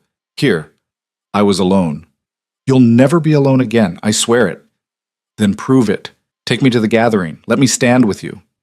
Dominic closed his eyes, conflict raging across his features. When he opened them again, Isabella saw resignation and fear and something that looked terrifyingly close to love. All right, you come, but you stay close to me every second. You don't leave my side. You don't engage with Lorenzo or anyone else unless I'm right there. Understood? Understood? And if things go wrong, if violence breaks out, Marco gets you out immediately. No arguments. No arguments, Isabella agreed, even though they both knew she'd fight tooth and nail to stay with him if bullets started flying. Dominic kissed her then, hard and claiming and desperate. When they broke apart, his forehead rested against hers. I'm either the bravest man alive or the biggest fool, he whispered. Can't you be both? His laugh was shaky. With you, probably. The days leading up to the gathering were a blur of preparation. Dominic increased security to suffocating levels. Armed men on every floor, cameras everywhere, Marco practically moving into the estate. Isabella's movements were monitored, her schedule coordinated, her every breath seemingly tracked. It should have felt like a prison. Instead, it felt like being precious. Dominic barely left her side. He worked from home, conducted meetings in his office with Isabella present, explained strategies and power dynamics with a patience that surprised them both. At night, they fell into bed exhausted and woke up tangled together, their connection deepening with every shared confidence. Tell me something true, Isabella said one night, her head on Dominic's chest, listening to his heartbeat. Like what? Like something you've never told anyone, something real. Dominic was quiet for so long, Isabella thought he wouldn't answer. Then his arms tightened around her. I was 11 when my father was killed. Rival family, territorial dispute, the usual reasons. My mother lasted 6 months before grief took her too. His voice was carefully neutral, but Isabella felt the tension in his body. I was alone. No family, no money, no protection. I survived on the streets for 2 years before Vittorio Castellano found me. The Castellano family boss? He was underboss then. He saw something in me, potential or stupidity, probably both. Took me in, taught me the business, made me dangerous. Dominic's hand traced patterns on Isabella's spine. Everything I am, everything I built, started because a man showed me mercy when he didn't have to. Is that why you agreed to marry me instead of killing my father? Mercy? Maybe. Or maybe I saw myself in you, alone, trapped, needing someone to offer a different path. Dominic's lips brushed her forehead. I'm not good at mercy, Isabella. But for you, I'm trying. Isabella's throat tightened with emotion. Tell me something else true. I'm terrified of Friday. The admission hung between them, raw and honest. Why? Isabella whispered. Because I'm bringing the person who matters most to me into a room full of enemies, and I can't control what happens there. I can't guarantee your safety. I can plan and prepare and surround you with guards, but in the end, his voice cracked slightly. In the end, someone could still hurt you. And if they do, if I lose you because of my choices, my world, my enemies, I don't know if I survive that. Isabella lifted her head to look at him properly. In the dim light, Dominic's face was open in a way she'd never seen, vulnerable, afraid, utterly human. You won't lose me, she said firmly. You can't promise that. Neither can you, but, Dominic, I'd rather risk dying beside you than live safely without you. That's my choice, my risk to take. When did you get so brave? When I married a man who taught me that being afraid doesn't mean you have to hide. Dominic's kiss was answer and prayer and promise. They made love slowly that night, every touch weighted with things they couldn't say, every kiss a defense against the uncertainty waiting for them. Friday arrived too quickly and not quickly enough. Isabella woke to find Dominic already awake, staring at the ceiling with an expression she couldn't read. Second thoughts? She asked quietly. 1,000 thoughts. He turned to look at her, cupping her face with one hand. Last chance to back out. Say the word, and I'll tell everyone you're sick. You stay here, safe, and I handle this alone. Not a chance. Stubborn woman. You knew that when you married me. I didn't know anything when I married you, but I'm learning. Dominic kissed her forehead, her nose, her lips. Today, you wear what I choose. You stay within arm's reach at all times. You speak only to people I've vetted. This isn't negotiable. Fine. But Dominic? Yeah? I need a weapon. His eyes widened slightly. You know how to shoot? My father taught me, before the gambling consumed him. I'm not expert, but I can point and pull a trigger if I have to. Dominic studied her for a long moment, then nodded slowly. Marco will get you something small. Ankle holster, easy to conceal. Thank you. Don't thank me for arming my wife against my enemies. That's not a victory. It's a failure. But he got her the gun anyway. The dress Dominic chose was strategic perfection, deep red silk that commanded attention, elegant but not vulnerable, sophisticated but not soft. Paired with heels that could double as weapons and jewelry that cost more than a house, Isabella looked every inch the crime boss's wife. She looked untouchable. The gun strapped to her ankle reminded her she wasn't. You're beautiful, Dominic said, appearing behind her in the mirror. He was devastating in a black suit that probably cost 5 figures, his hair swept back, his eyes hard and focused. And terrifying. It's a good combination. Learned from the best. His smile was brief but genuine. Ready? As I'll ever be. The ride to the Castellano Hotel took 40 minutes, convoy style. 2 SUVs ahead of them, 2 behind, Marco in the front seat coordinating security like a general preparing for war. Isabella's hand found Dominic's in the back seat, their fingers intertwining with now familiar ease. Whatever happens in there, Dominic said quietly, remember I love you. Isabella's breath caught. They hadn't said those words yet, had danced around them, implied them, shown them in 1,000 ways, but never spoken them directly. You love me? I love you. Dominic's eyes met hers with absolute certainty. I didn't mean to, didn't plan to, but somewhere between the wedding and now, you became the only thing that matters more than power. So yeah, Isabella, I love you. Tears burned Isabella's eyes. I love you too, even though you're terrifying and dangerous and absolutely insane. Especially because of that, Dominic corrected, kissing her deeply. They arrived at the hotel still holding hands, still connected. The gathering was being held in the penthouse ballroom, neutral ground owned by the Castellano family, who'd been playing mediator between the families for 3 generations. As they stepped out of the car, Isabella felt dozens of eyes track their movement. Guards, reporters kept at a distance, members of various families arriving in their own convoys. Everyone was watching, evaluating, calculating. Isabella lifted her chin and let them look. Dominic's hand settled possessively on the small of her back as they walked through the hotel's grand entrance. Marco flanked her other side, his massive presence a wall between her and potential threats. 2 more guards fell in behind them, forming a protective diamond. The elevator ride to the penthouse felt eternal. Isabella focused on breathing, on staying calm, on remembering everything Dominic had taught her about reading power dynamics and staying alert. "You've got this," Dominic murmured against her ear. "Just breathe and stay close." The elevator doors opened onto carefully orchestrated chaos. The ballroom was elegant brutality, crystal chandeliers, expensive art, panoramic city views. But the people filling it were wolves in designer clothing, predators pretending at civilization. Conversations stopped as Dominic and Isabella entered. Every eye in the room tracked them, measuring, judging, calculating angles. Sophia Chen materialized first, resplendent in emerald silk, her smile sharp enough to cut. "There you are. I was beginning to think you'd chickened out." She air-kissed Isabella's cheeks, then lowered her voice. "Lorenzo's already been working the room. He's positioning this as a referendum on Dominic's leadership. Be ready." "Where is he?" Dominic asked, his eyes scanning the crowd. "Near the windows, holding court with Castellano and De Luca. He's been watching the door for the past 20 minutes. Sophia's smile turned predatory. "Let's not keep him waiting." They moved through the crowd like royalty, Dominic's presence parting the sea of criminals and politicians. Isabella felt the weight of every stare, heard the whispered conversations, saw the calculation in dozens of eyes. Then she saw Lorenzo Ricci. He was younger than she expected, maybe 38, handsome in a polished way that felt calculated.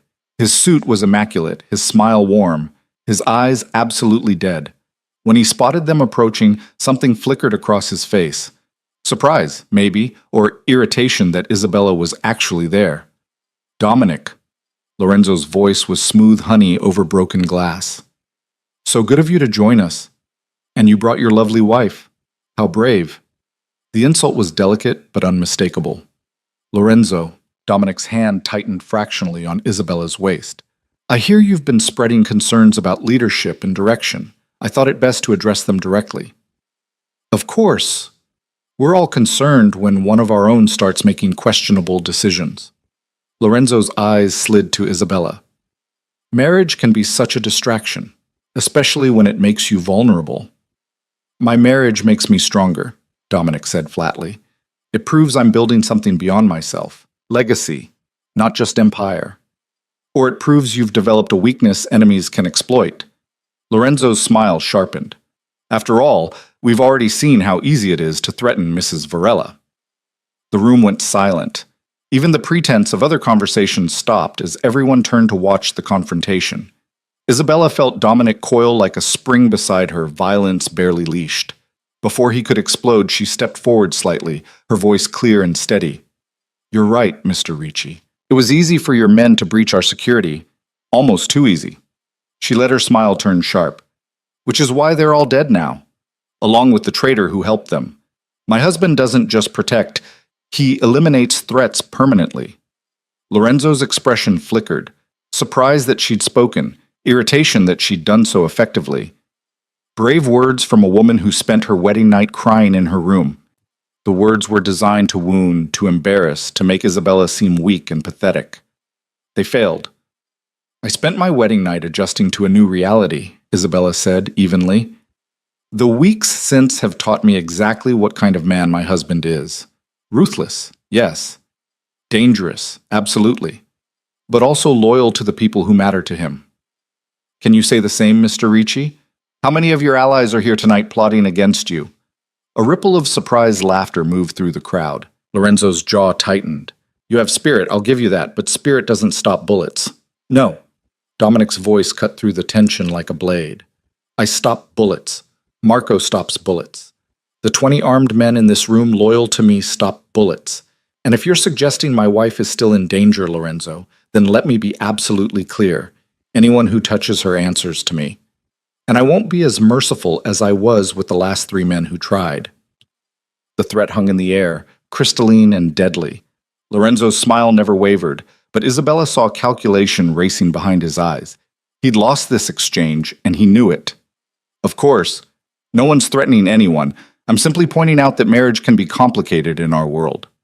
Lorenzo raised his glass in mock toast. "Congratulations again on finding someone brave enough to stand beside you." "Or foolish enough," someone muttered from the crowd. Isabella turned to find the speaker. a heavy-set man she recognized from Marco's briefings as Frank DeLuca. "Frank," Dominic's voice carried warning. "I'm just saying what everyone's thinking. Girl gets sold to settle a debt, suddenly she's first lady of the underworld? It's a fairy tale." DeLuca's smile was cruel. "And fairy tales don't exist in our world." "You're right," Isabella said before Dominic could respond. "Fairy tales don't exist here, but partnerships do. Power couples do. And I'm not some princess waiting to be rescued. I'm a woman who chose to stand beside the most powerful man in New York, knowing exactly what that means." "And what does it mean?" Lorenzo asked, his interest clearly piqued. Isabella met his eyes directly, letting him see the steel beneath her elegant exterior. "It means I'm not a weakness. I'm a statement. It means anyone who tries to use me against my husband will discover that I'm not just protected. I'm involved. I know his business. I know his enemies. I know exactly what he's capable of." She let her smile turn cold. "And I've learned a few things myself." The room erupted in murmurs. This was not what they'd expected. Not the timid trophy wife, not the hidden secret, but a woman claiming her place with absolute confidence. Dominic's hand found hers, squeezing with what felt like pride and love and barely controlled desire. Lorenzo's expression had shifted to something more dangerous, respect mixed with renewed calculation. "Well," he said slowly, "this changes things." "Does it?" Sophia Chen stepped forward, flanking Isabella's other side. "Because, from where I'm standing, nothing's changed except everyone's awareness that Dominic Varela's wife is not the vulnerability you hoped she'd be." "The Chen family stands with Varela," Sophia continued, her voice carrying to every corner of the ballroom. "United against any threat. Any family who moves against Dominic moves against us both." Another ripple of reaction. Alliances were valuable currency, and Sophia had just declared hers publicly. Lorenzo's smile finally cracked. "How convenient. 2 families against 1. "Against anyone," Dominic corrected. "We're not targeting you specifically, Lorenzo. We're simply making our position clear. My wife is off limits. My family is off limits. Cross that line, and you face consequences." "Noted." Lorenzo's eyes promised this wasn't over. "If you'll excuse me, I see Castellano wants a word." As he moved away, the tension in the room deflated like a punctured tire. Conversations resumed, the crisis moment passed. For now. Dominic pulled Isabella close, his lips brushing her ear. "You were magnificent. I was terrified." That made it more magnificent. He pressed a kiss to her temple. "Come on. Let's make the rounds, show everyone you're fine, then get the hell out of here." The next hour was a blur of introductions and veiled threats disguised as pleasantries. Isabella smiled until her face hurt, fielded invasive questions with practiced deflection, and stayed welded to Dominic's side like a second shadow. But she'd done it. She'd faced Lorenzo Ricci in front of every major family and not only survived, she'd held her own. They were heading toward the exit, home and safety finally in sight, when the lights went out. The ballroom plunged into absolute darkness. For one heartbeat, silence reigned, shock freezing everyone in place. Then chaos erupted, screams, shouting, the sound of chairs scraping, glass breaking, bodies colliding in the blackness. Isabella felt Dominic's arm lock around her waist, pulling her against his chest with bruising force. "Marco!" His voice cut through the pandemonium. "Here, boss! Stay low!" Gunfire exploded from somewhere near the windows. 3 shots, then answering fire from a different direction. Isabella's ears rang as Dominic dragged her down behind an overturned table, his body covering hers completely. "Don't move," he breathed against her ear. "Don't make a sound." Isabella's heart hammered so hard she thought it might break through her ribs. Around them, the ballroom had become a war zone. She heard Marco's voice barking orders, the distinctive sound of safeties clicking off, someone screaming that they'd been hit. Emergency lighting flickered on, dim, red, emergency exit signs casting everything in hellish illumination. In the crimson glow, Isabella saw bodies crouched behind furniture, weapons drawn, every family's guards forming protective barriers around their bosses. And near the windows, 3 figures in black tactical gear were rappelling up the outside of the building. "Breach!" someone shouted. The windows exploded inward in a shower of glass. Isabella buried her face against Dominic's chest as shards rained down around them. Through the ringing in her ears, she heard the distinctive pop, pop, pop of suppressed weapons. "They're here for you," Dominic said, his voice deadly calm despite the chaos. "Stay behind me. Marco, get her out!" "No!" Isabella grabbed Dominic's jacket. I'm not leaving you. Not negotiable. Dominic shoved her toward Marco, who'd materialized beside them like a guardian demon. Get her to the stairwell, now! Marco's massive hand closed around Isabella's arm, hauling her backward even as she fought him. The last thing she saw before Marco pulled her through a service door was Dominic rising from behind the table, weapon drawn, moving toward the breach with the fluid grace of a predator. Then the door slammed shut, and Marco was dragging her down a concrete stairwell, 2 more guards flanking them. We have to go back, Isabella gasped, trying to wrench free. Dominic! Dominic is handling it. My job is getting you safe. Marco didn't slow down, pulling her down flight after flight. Ground floor, out the kitchen exit, into the car. Don't stop. Don't look back. They burst through a door into the hotel's industrial kitchen. Staff cowered behind prep stations, eyes wide with terror. Marco ignored them, hauling Isabella toward the loading dock exit. They were 10 feet from the door when it exploded inward. 4 men in matching tactical gear poured through, weapons up. Marco shoved Isabella behind him, returning fire with vicious precision. The kitchen erupted into chaos, steel counters providing cover, bullets ricocheting off industrial equipment, staff screaming and diving for safety. Isabella's hand found the gun strapped to her ankle. She'd never shot anyone before, never even pointed a weapon at a living person. But as one of the attackers sighted on Marco's back, training and instinct took over. She pulled the trigger. The recoil nearly knocked her backward. The shot went wide, hitting the wall 6 inches from her target, but it was enough to make him spin toward her. Marco used the distraction to put 2 rounds center mass, dropping him.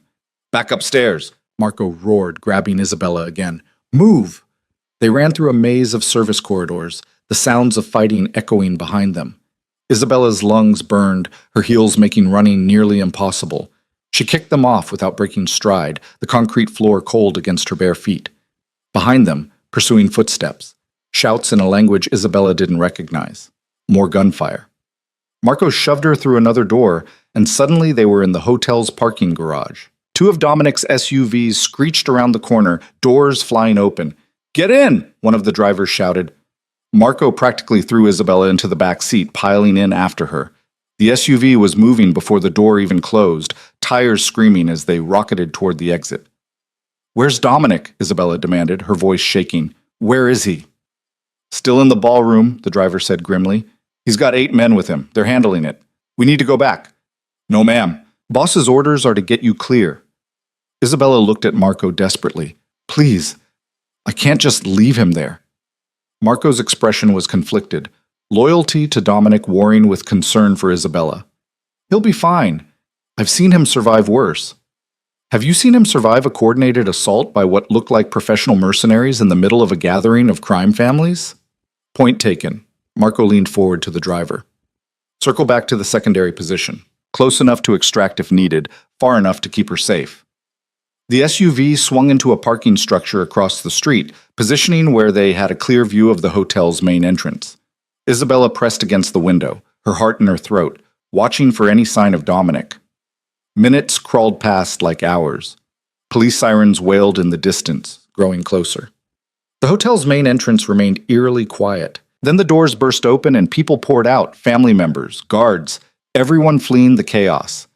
Isabella scanned the crowd desperately, looking for Dominic's familiar profile. There. Emerging from the chaos with Sophia Chen beside him, surrounded by guards, was Dominic. Even from this distance, Isabella could see blood on his white shirt. He's hurt, she breathed. Marco, he's bleeding. Probably not his blood. But Marco was already on the radio.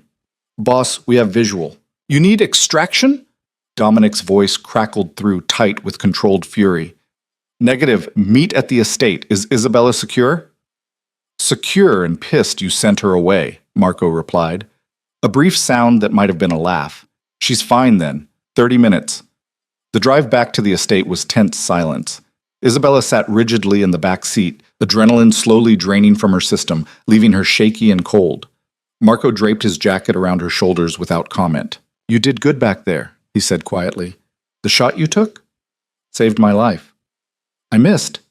You drew his attention. In our world, that counts. Marco's smile was grim. You've got good instincts. Dominic's right to trust you. The words should have been comforting. Instead, they just reminded Isabella how quickly she'd adapted to this violent world.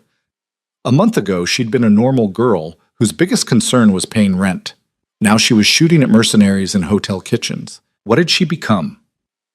They reached the estate before Dominic's convoy. Isabella paced the foyer, still barefoot, still wearing Marco's jacket over her ruined red dress. Every second felt eternal. Finally, headlights swept through the gates. Isabella ran outside before the cars even stopped, yanking open Dominic's door the moment it slowed.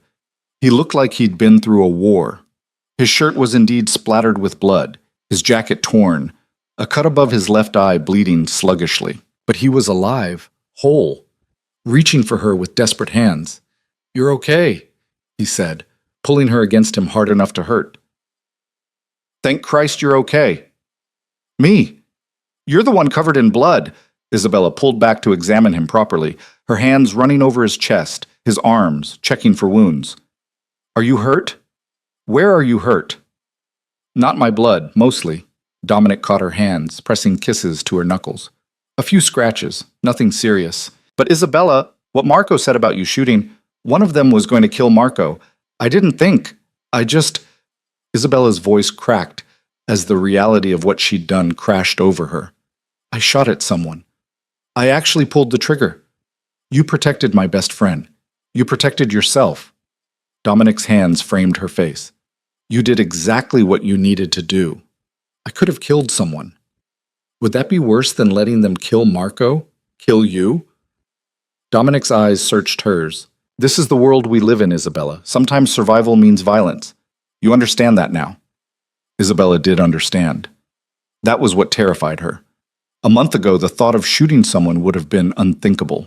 Now it was just Tuesday. "What happened up there?" she asked, needing to focus on something other than her spiraling thoughts. "Who were they? Why attack the gathering? Let's get inside. I'll explain everything." Dominic kept his arm around her as they walked into the estate, surrounded by guards, everyone on high alert.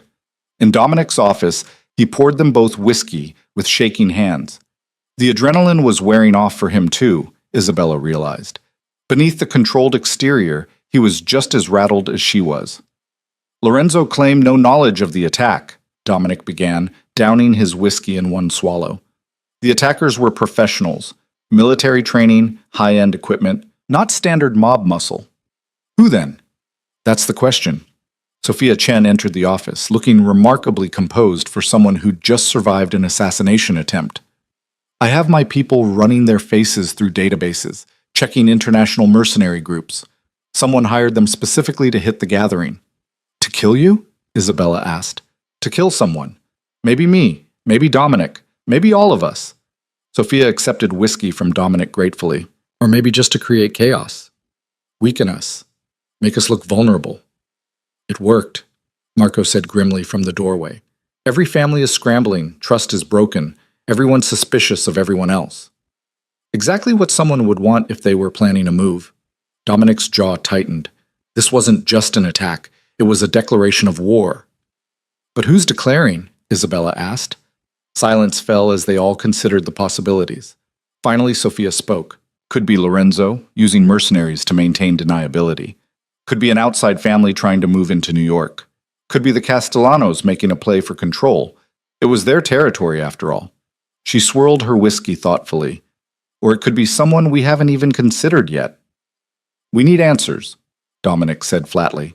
"Marco, pull in every source we have. I want names, organizations, money trails. Someone paid for this operation. Find out who." "Already on it, boss." After Marco and Sophia left, Isabella finally let herself collapse into one of the office chairs. Her entire body ached, adrenaline crash leaving her wrung out and exhausted. Dominic knelt in front of her, his hands gentle on her knees. "I'm sorry," he said quietly. "For what?" "For bringing you into this, for putting you in danger, for—" His voice cracked slightly. "For making you into someone who has to shoot people to survive." Isabella's hands cupped his face, thumbs brushing over his cheekbones. "You didn't make me into anything I didn't choose to become.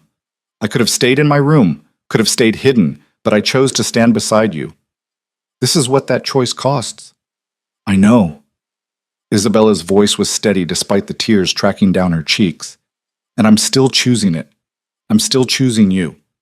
Dominic surged up, kissing her with desperate intensity. They stumbled toward the office couch, hands seeking, pulling, needing the confirmation that they were both alive, both whole, both here. They made love with bruising urgency, every touch a defiance of death, every kiss a promise of survival. When they finally collapsed together, tangled and breathless, Isabella felt something shift inside her. She wasn't the same person who'd walked down that aisle 6 weeks ago. That girl, scared, powerless, resigned to fate, was gone. In her place was someone harder, sharper, capable of violence when necessary. Someone who could survive in Dominic's world. The question was whether that transformation made her stronger or just more broken. The days following the gathering were tense preparation for retaliation that never came. Dominic increased security to paranoid levels. Every car was checked for bombs. Every meal was tested for poison. Isabella couldn't walk from room to room without armed escorts. It was suffocating and necessary in equal measure. Marco's investigation into the mercenaries hit dead end after dead end. The attackers had no identification, no traceable equipment, no digital footprint. Whoever hired them had covered their tracks with professional thoroughness, which meant they were still out there, still planning, still threatening. Isabella threw herself into learning everything she could about Dominic's organization. She studied shipping manifests, learned the names of every captain and lieutenant, memorized the complex web of alliances and enmities that governed the underworld. Knowledge was power, and if she was going to survive this world, she needed all the power she could get. A week after the gathering, Dominic came home early from a meeting looking grim. "What happened?" Isabella asked, reading the tension in his shoulders. "Lorenzo's making moves. Aggressive expansion, absorbing smaller operations, making alliances." Dominic poured himself a drink with controlled violence. "He's positioning for something big." "You think he was behind the attack?" "I think he's using the chaos it created to strengthen his position. Whether he ordered it or just took advantage," Dominic shrugged. "The result's the same. He's becoming a bigger threat." "So what do we do?" Dominic turned to look at her, something calculating in his expression. "We respond, but not with violence. Not yet." "Then how?" "By showing we're stronger than ever, united, unshakable." Dominic crossed to her, his hands settling on her waist. "Sophia suggested we host a gathering of our own, something that demonstrates power and stability, proves the attack didn't weaken us." "What kind of gathering?" "A celebration. Announcement of our expansion into Rotterdam. Formalization of the Chen Varela alliance. Introduction of new security measures." Dominic's hands tightened fractionally. "And one more thing." Isabella waited, her heart picking up speed at the intensity in his eyes. "I want to announce that you're pregnant." The words hit like physical force. Isabella's mouth opened, closed, no sound emerging. "I'm not pregnant," she finally managed. "I know, but Lorenzo doesn't. No one does." Dominic's eyes searched hers. "If we announce you're carrying my child, it sends multiple messages. That we're building a family, thinking generationally, confident in our future. That I'm committed enough to plan succession. That you're not just my wife, but the mother of my heir." That's insane. What happens when I don't have a baby in 9 months? We say you miscarried. Blame it on the stress of the attack. Use it to justify increased retaliation. Dominic's expression was ruthless calculation. "Or by then, you actually are pregnant. We've certainly been trying hard enough." Heat flooded Isabella's face. They had been constantly, desperately, their connection deepening with every shared night. "You want to lie about something this important just for strategic advantage?" "I want to protect you and our future by any means necessary. If that means lying to our enemies, manipulating perception, playing games with information, yes, absolutely." Dominic's hands framed her face. "But Isabella, I'm asking, not ordering. This only works if you agree." Isabella's mind raced. The lie was audacious, manipulative, exactly the kind of ruthless strategy that made Dominic successful. It was also risky, complicated, and would tie her even more irrevocably to this world. "If we do this, everyone will know. Every family, every enemy, everyone will believe I'm carrying your child." "Yes." "Which makes me an even bigger target." "Yes." which is why security doubles, why you never leave my sight, why we turn you from valuable to invaluable. Dominic's thumb traced her lower lip. I know I'm asking a lot, but this could change everything, shift the power dynamic completely. Isabella thought about Lorenzo's calculating eyes, about the mercenaries who tried to kill them, about the constant threats circling their lives like sharks. She thought about the alternative, hiding, waiting, letting enemies dictate their choices through fear. Okay, she said. Dominic's eyes widened slightly. Okay? We announce I'm pregnant. We use it strategically. We make everyone believe our family is growing and our position is unshakable. Isabella's smile was sharp. And we make Lorenzo Ricci choke on the news. Dominic's answering smile was fierce and proud. Have I mentioned lately that I love you? Not in the last hour. Criminal oversight. He kissed her deeply, thoroughly. I love you. Your courage, your strength, your willingness to play this game beside me. Just don't make me regret it. Never. The announcement was planned for 2 weeks later. In that time, Isabella's education continued at an accelerated pace. Dominic walked her through every aspect of the operation, not just the legitimate businesses, but the darker enterprises that funded their empire. She learned about protection rackets and gambling operations, money laundering through shell corporations, enforcement tactics and negotiation strategies. She learned which politicians were bought, which cops looked the other way, which families could be trusted, and which would turn at the first opportunity. She learned the language of power, spoken in threats and promises, and carefully calculated violence. And she learned she was good at it. The realization should have terrified her. Instead, it felt like coming home to a self she'd never known existed. You're a natural, Sophia said one afternoon, having stopped by to discuss alliance logistics.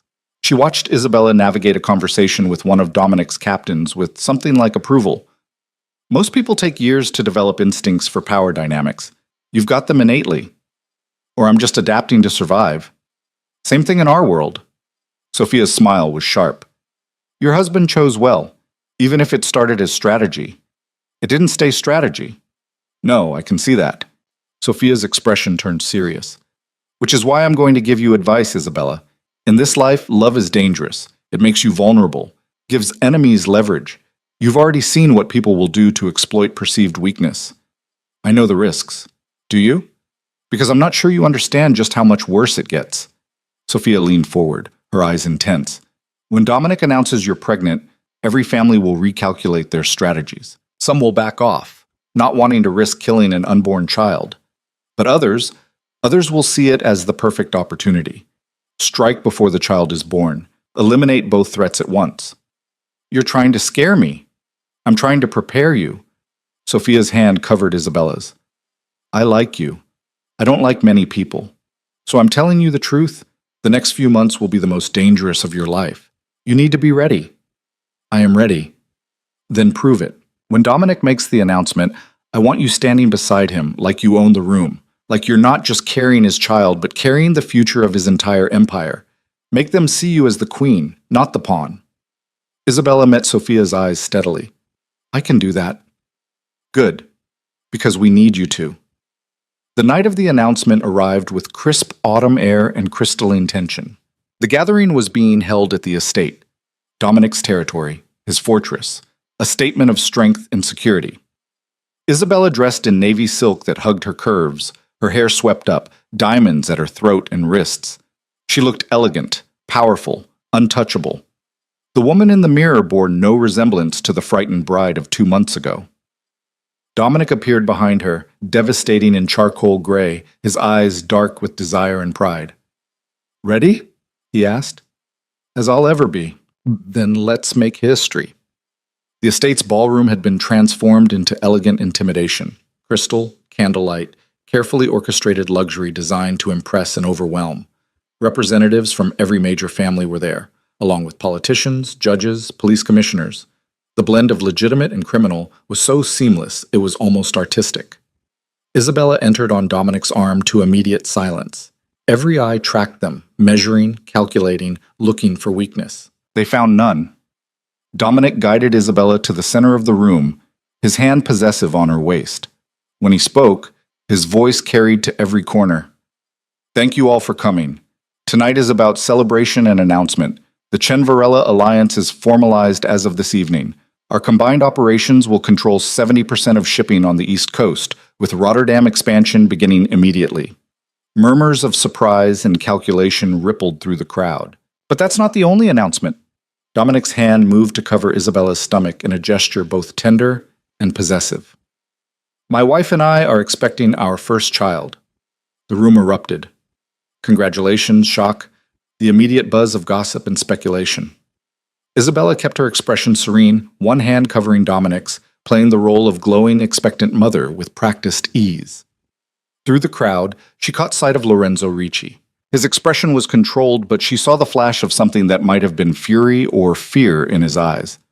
Good. Let him be afraid. Sophia materialized beside them, air-kissing Isabella's cheeks with theatrical warmth. Congratulations, how wonderful for you both. The endorsement was political perfection. The Chen family's approval carried weight, legitimizing the announcement, making it harder for rivals to question or undermine. For the next hour, Isabella played her part flawlessly. She accepted congratulations from people who'd cheerfully see her dead. She smiled through invasive questions about due dates and names, and whether they hoped for a boy or girl.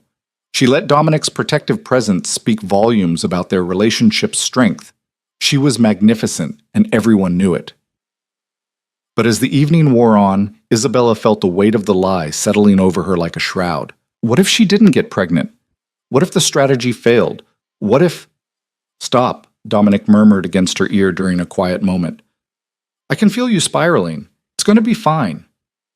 You can't know that. No. But I can believe it. And so can you. Before Isabella could respond, Marco approached with grim urgency. Boss, we have a situation. Lorenzo just left. Looked angry. And our sources say he's calling a meeting of his own people tonight. Dominic's expression hardened. He's planning retaliation. Looks like it. Double security? No one in or out without clearance. And Marco? Dominic's voice dropped to something deadly. If Lorenzo makes a move against my wife or our child, real or not, I want to know immediately. You'll be the first call. As Marco melted back into the crowd, Isabella felt the shift in atmosphere. The celebration continued around them, but beneath it lurked the promise of violence. The game had changed. The stakes were higher than ever, and somewhere out there, Lorenzo Ricci was planning his next move. Isabella just hoped they'd be ready when it came. Lorenzo's retaliation came 3 days later, but not in the way anyone expected. Isabella was reviewing shipping manifests in Dominic's office when Marco burst through the door, his expression darker than she'd ever seen it. We have a problem, a big one. Dominic looked up sharply from his call. I'll call you back. He ended it immediately. What happened? Lorenzo didn't come after you directly. He went after your legitimacy. Marco slapped a folder on the desk. He's leaked documents to the FBI. Financial records, shipping logs, communications. Everything that connects your legal operations to the illegal ones. The blood drained from Dominic's face. How much? Enough to build a RICO case. Maybe more. Marco's jaw clenched. Federal agents are already mobilizing. We're looking at raids within 48 hours. Isabella's stomach dropped. RICO charges meant decades in prison. Meant losing everything. Meant the baby announcement, she breathed. He waited until after we announced I was pregnant to maximum the damage. Exactly.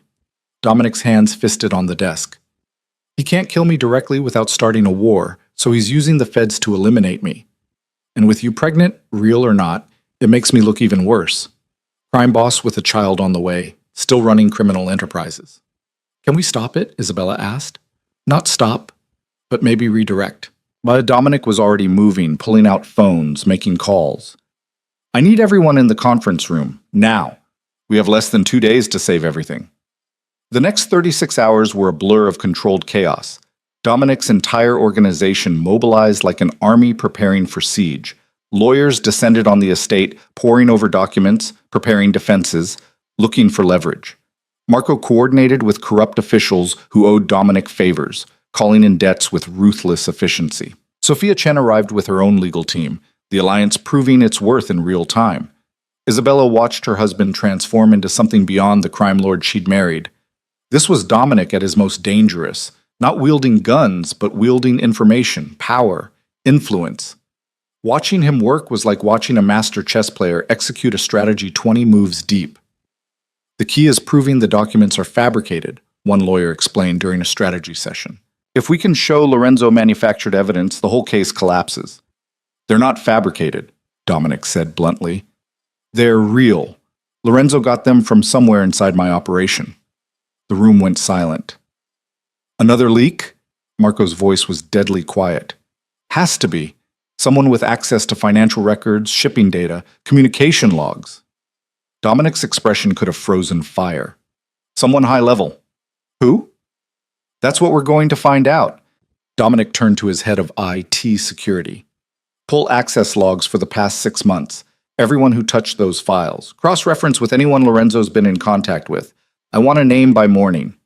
As the team dispersed to execute various parts of the strategy, Isabella pulled Dominic aside. What if we can't prove the documents are fake? What if the feds move forward anyway? Dominic's hand cupped her face with heartbreaking tenderness. Then I go down fighting. But Isabella, if this goes bad, if they arrest me, you need to be ready. Ready for what? To run.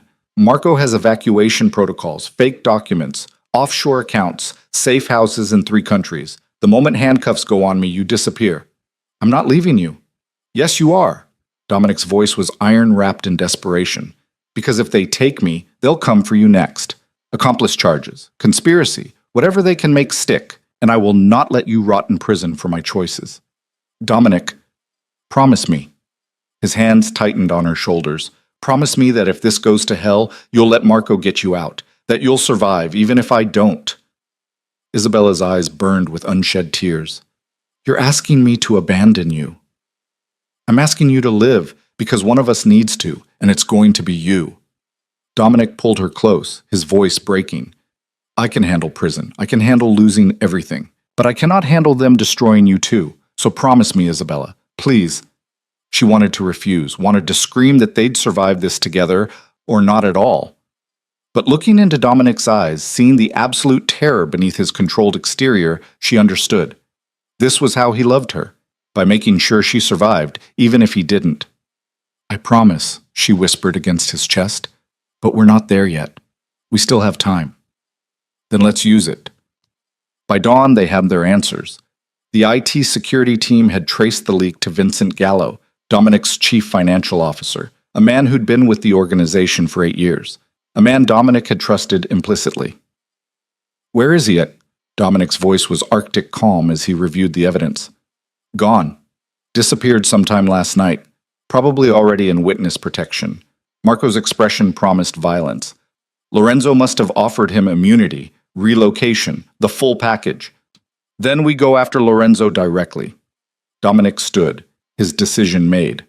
If we can't stop the investigation, we change the narrative. Make it about him, not me. How? Isabella asked. By giving the feds a bigger fish. Dominic's smile was terrifying. Lorenzo's been careful, keeping his hands clean while building power. But everyone has secrets. We just need to find his and make them impossible to ignore. Sophia Chen leaned back in her chair, a predatory gleam in her eyes. I might be able to help with that. My people have been tracking Lorenzo's offshore accounts. If we can prove he's been laundering cartel money, and I mean serious cartel money, the feds will have to prioritize him over you. Can you prove it? Dominic demanded. Give me 12 hours and access to your financial forensics team. You've got both. Marco, work with Sophia. Pull everything we have on Lorenzo's operations. I want a complete picture of every illegal dollar he's touched. Dominic turned to his lawyers. And you start preparing the offensive. The moment we have evidence, we're turning it over to the feds ourselves. Cooperation, good citizenship, the whole performance. That's incredibly risky, one lawyer warned. You'll be admitting your own operations exist. I'm admitting nothing. I'm a concerned citizen reporting suspected criminal activity. Dominic's expression was pure calculation. Let them chase Lorenzo. By the time they circle back to me, the evidence Vincent gave them will be old news and I'll have had months to shore up defenses. It was audacious, dangerous, and absolutely brilliant. Isabella watched her husband orchestrate the counterattack with something approaching awe. This was why he'd survived so long in such a brutal world. Not just violence, but strategy. Not just power, but intelligence. The next 12 hours were frantic investigation. Sophia's team worked alongside Dominic's financial forensics people, tracing money through shell corporations and offshore accounts. What they found was damning. Lorenzo had been laundering hundreds of millions for the Sinaloa cartel, using his construction businesses as fronts for moving drug money. "This is enough to put him away for life," Sophia said, reviewing the final report. "Multiple federal violations, international money laundering, conspiracy with foreign criminal organizations. The feds will lose their minds over this." "Then let's give it to them." Dominic was already on the phone with his attorney. "Package everything, make it anonymous but credible, and make sure it hits the right desks by tonight." "Dominic, wait." Isabella's voice stopped him. "If we do this, Lorenzo will know it came from us. He'll retaliate." "Let him try." Dominic's eyes were hard. "He started this war when he leaked my files. Now I'm finishing it. By potentially starting a real war, violence, bloodshed, people dying. People are going to die either way.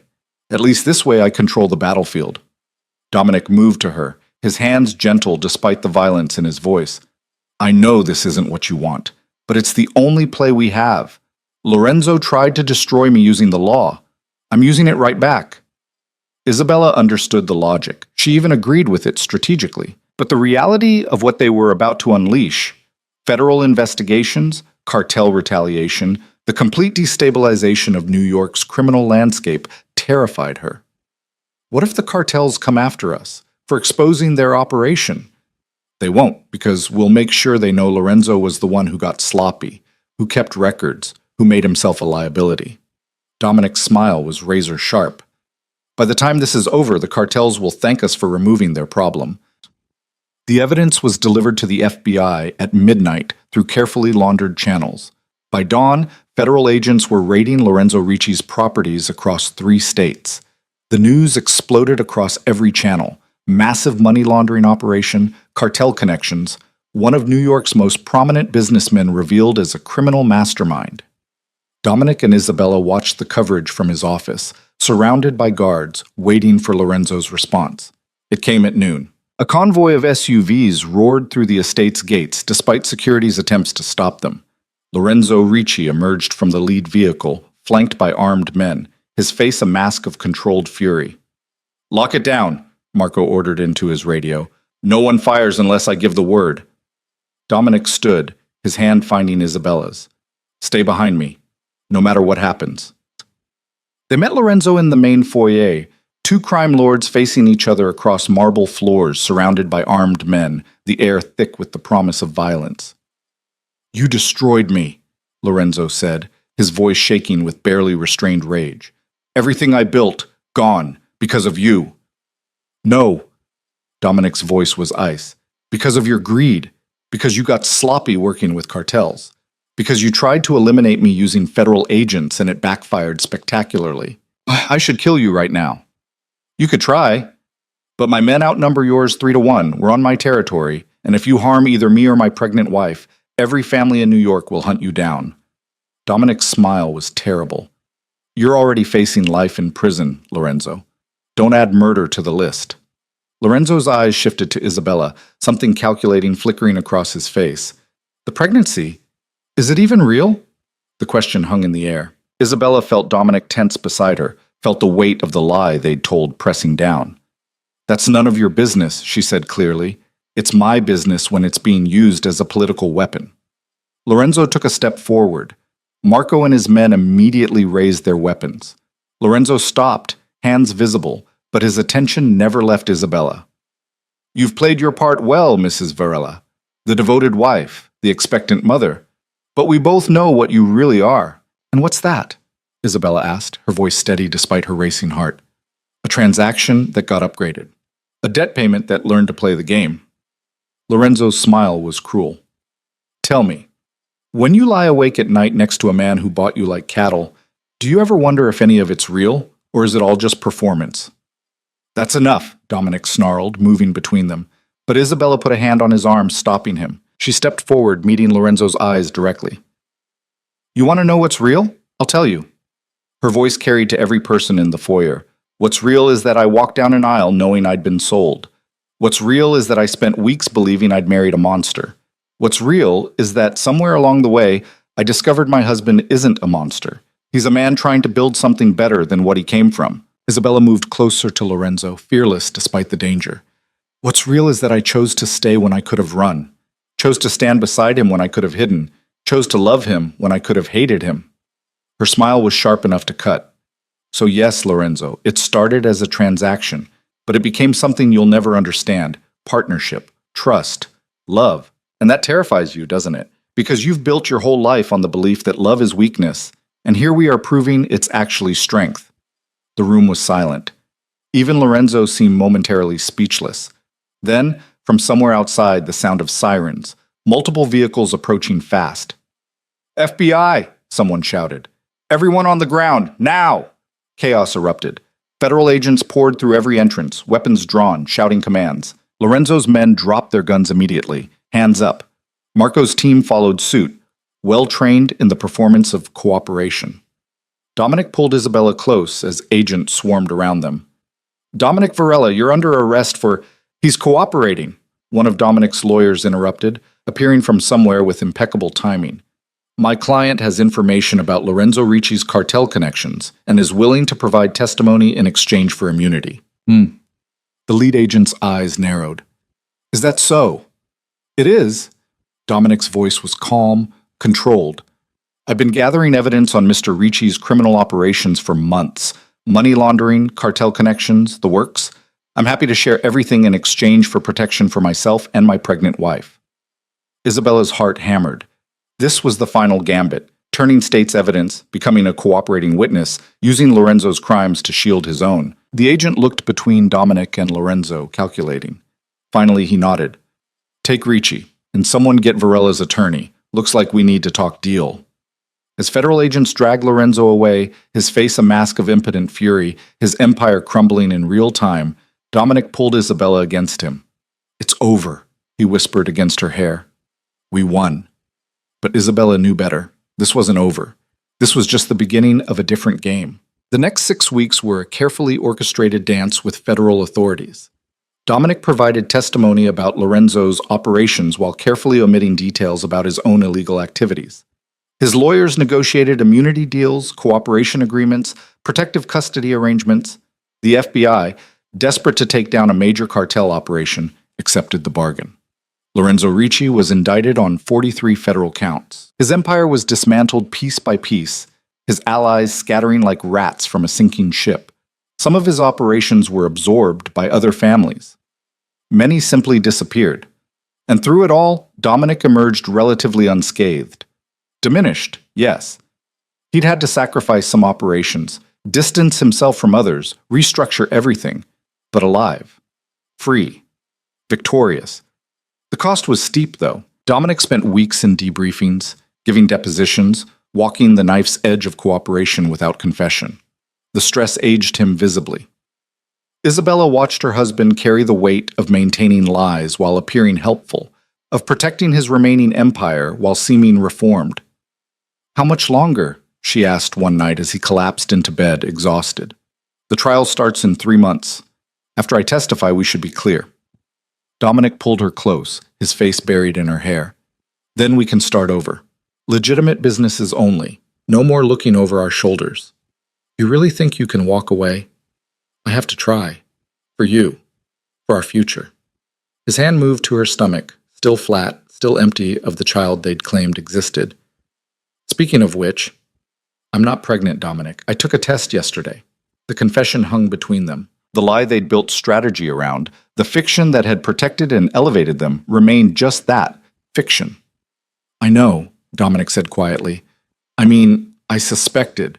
But Isabella, I want to be. The words surprised her as much as him. I know it started as strategy, but now I want it to be real. I want us to build the family we claim to be building. Dominic pulled back to look at her, his eyes searching hers. You're sure? After everything, knowing what our children would be born into? I'm sure. Because I also know what you're building. A better empire. A cleaner legacy. Something our children could be proud of instead of running from. Isabella's hand covered his on her stomach. So let's make it real, Dominic. Let's actually start the family we've been pretending to have." His kiss was answer and promise and hope.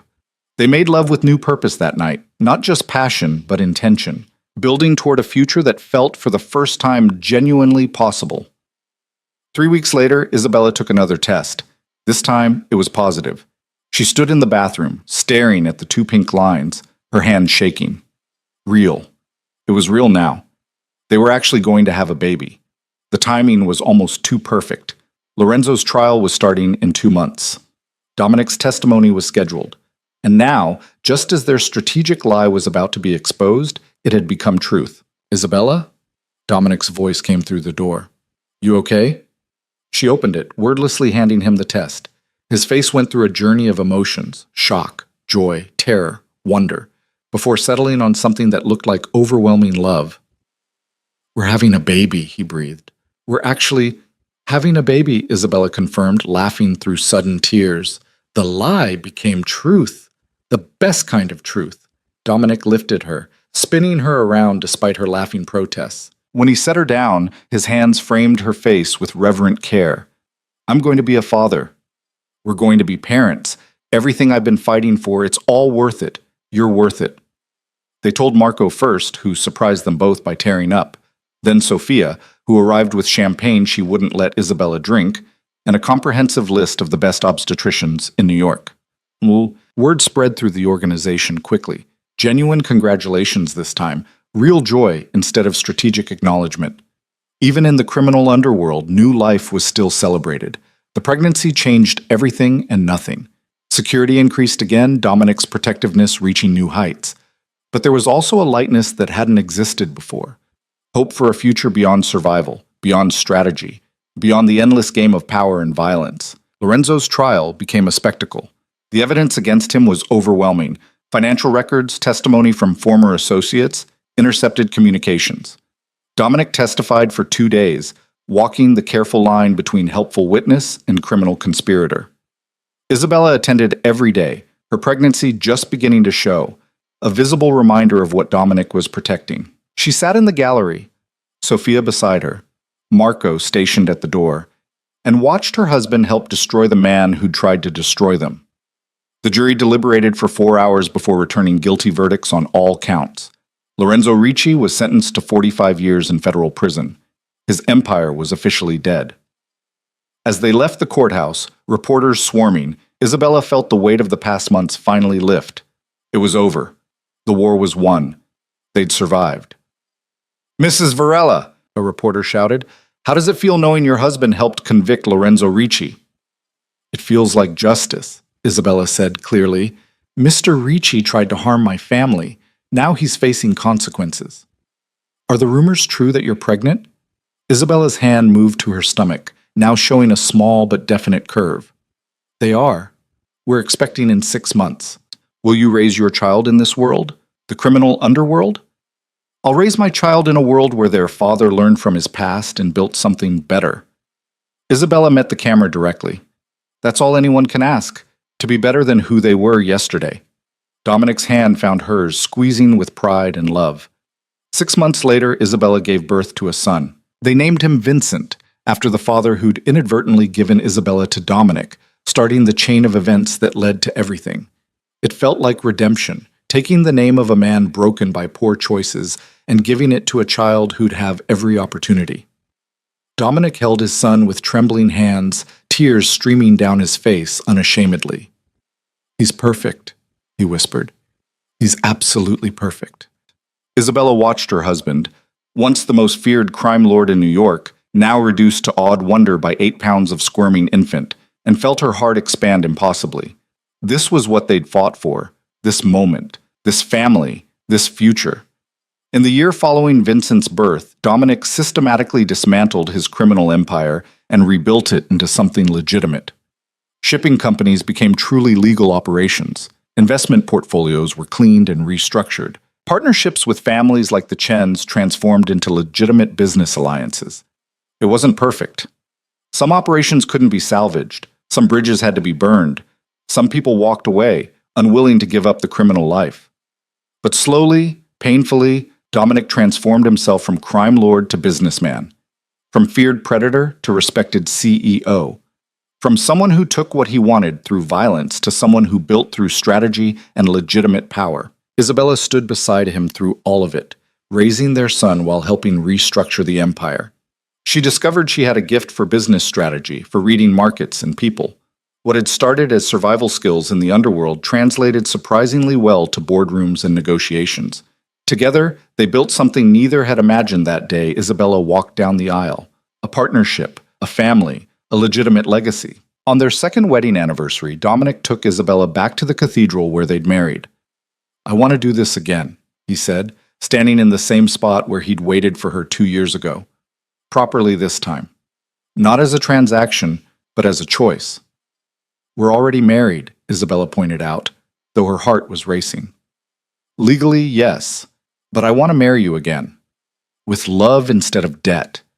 With hope instead of resignation. With our son watching instead of strangers calculating angles." Dominic took her hands. "Isabella Moretti Varela, will you marry me? Again? For real this time?" She was crying before she could answer. "Yes, 1,000 times yes." They renewed their vows 6 months later in the same cathedral, but everything else was different. Their son gurgled in Sophia Chen's arms in the front row.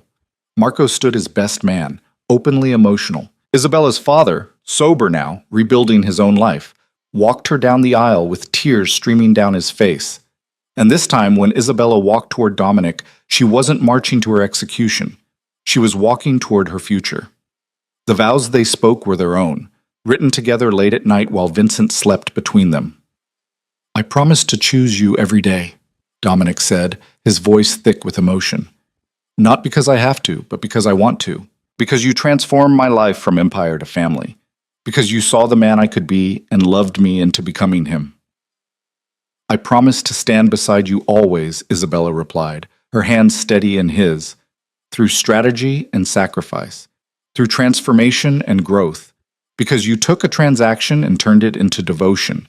Because you showed me that love isn't weakness, it's the strongest thing we have." When they kissed, it felt like a beginning instead of an ending. Years passed in a blur of business expansion and family growth. Isabella gave birth to a daughter, Elena, and then another son, Michael. Their home filled with laughter and noise and the beautiful chaos of raising children. Dominic's transformation from crime lord to legitimate businessman became complete. He endowed scholarships, funded community programs, used his wealth and influence for good instead of violence. Some people whispered about his past, others pretended not to know. But gradually, he became known less for what he'd been and more for what he was building. Isabella built her own empire, a foundation helping women escape abusive situations, providing resources and protection and second chances. She understood better than anyone what it meant to be trapped, to be treated as property, to need someone to offer a different path. She became the person she'd needed when her father sold her. On Vincent's 10th birthday, Dominic stood in their backyard watching his 3 children play, Isabella's hand in his. "Do you ever regret it?" he asked quietly. "The way we started?" Isabella considered the question seriously. Did she regret being sold like cattle? Being married to a stranger, the fear and isolation and violence of those early months? "I regret the circumstances," she said finally, "but not the result, because those circumstances led to this, to you, to our children, to the life we've built. Would I have chosen it if I'd had a real choice? Probably not, but I'm choosing it every day now. I'm choosing you, and that makes all the difference." Dominic pulled her close, pressing a kiss to her temple. "I don't deserve you." "Probably not. But you're stuck with me anyway." Their laughter carried across the lawn, mixing with their children's squeals of joy. Somewhere in the distance, New York City sprawled in all its complicated glory, still dangerous, still corrupt, still the same city where Dominic had once ruled through fear. But here, in this backyard, surrounded by family and love and hard-won peace, none of that mattered. What mattered was that 2 people who'd started as transaction had become partnership. That a marriage built on debt had transformed into devotion. That a crime lord and the woman he'd bought had both chosen to become something better. Not because they had to, because they wanted to. And in the end, that choice, repeated every day in 1,000 small ways, was what transformed their story from tragedy to triumph, from darkness to light, from transaction to truth, from survival to love. Isabella watched her husband chase their youngest son across the grass, his laughter genuine and free, and marveled at how far they'd both come. The man who'd once threatened to cut out someone's tongue for insulting her now spent his evenings reading bedtime stories. The woman who'd been sold to settle a debt now commanded respect in boardrooms and charity galas. They'd both transformed. They'd both chosen to become more than their circumstances demanded. And their children would grow up knowing that love, real, chosen, fought for love, was the greatest legacy anyone could leave. As the sun set over their home, painting the sky in shades of gold and crimson, Isabella felt Vincent's weight as he climbed into her lap, sweaty and happy from playing. "Mama, tell me the story again," he demanded, "about how you and Papa met." Isabella glanced at Dominic, who'd settled beside them with Elena and Michael piled on his lap. His eyes asked the question, how much truth? How much fairy tale? "Your father and I met at a difficult time," Isabella began carefully. "Our families made choices that brought us together. It wasn't easy at first. We were strangers who had to learn to trust each other. But you fell in love," Vincent stated with the certainty of a child who'd never known anything but his parents' devotion. "We did. Not right away. It took time and patience and choosing each other every day, even when it was hard." Isabella smoothed Vincent's hair back. "That's the real secret, sweetheart. Love isn't just a feeling, it's a choice you make over and over again." "I'm going to choose to love someone that much someday," Vincent declared. "I hope you do," Dominic said quietly. "I hope you find someone who makes you want to be better than you are, who sees all your flaws and loves you anyway, who stands beside you when everything falls apart and celebrates when things go right." "Like Mama does for you?" Elena asked. "Exactly like Mama does for me." The children eventually dispersed to play again, leaving Isabella and Dominic alone in the gathering twilight. "Thank you," Dominic said softly. "For what?" "For saying yes. 2 years ago, when I asked you to move into my room. For saying yes when I asked you to come to the gathering. For saying yes when I asked you to build this family with me." His hand found hers, their fingers intertwining with practiced ease. "For choosing me, every day, even when I gave you every reason not to." "You gave me plenty of reasons to stay too," Isabella pointed out. "You protected me, valued me, loved me fierce enough to change your entire life. Because you were worth changing for." They sat together as darkness fell, watching their children play, secure in the knowledge that they'd built something worth protecting, worth fighting for, worth transforming themselves to preserve. What had begun as a wedding like an execution had become a love story written in second chances and hard choices, and the relentless belief that people could change if they wanted to badly enough. Isabella had walked down an aisle knowing she'd been sold, but she'd built a life knowing she'd been chosen. And in the end, that made all the difference.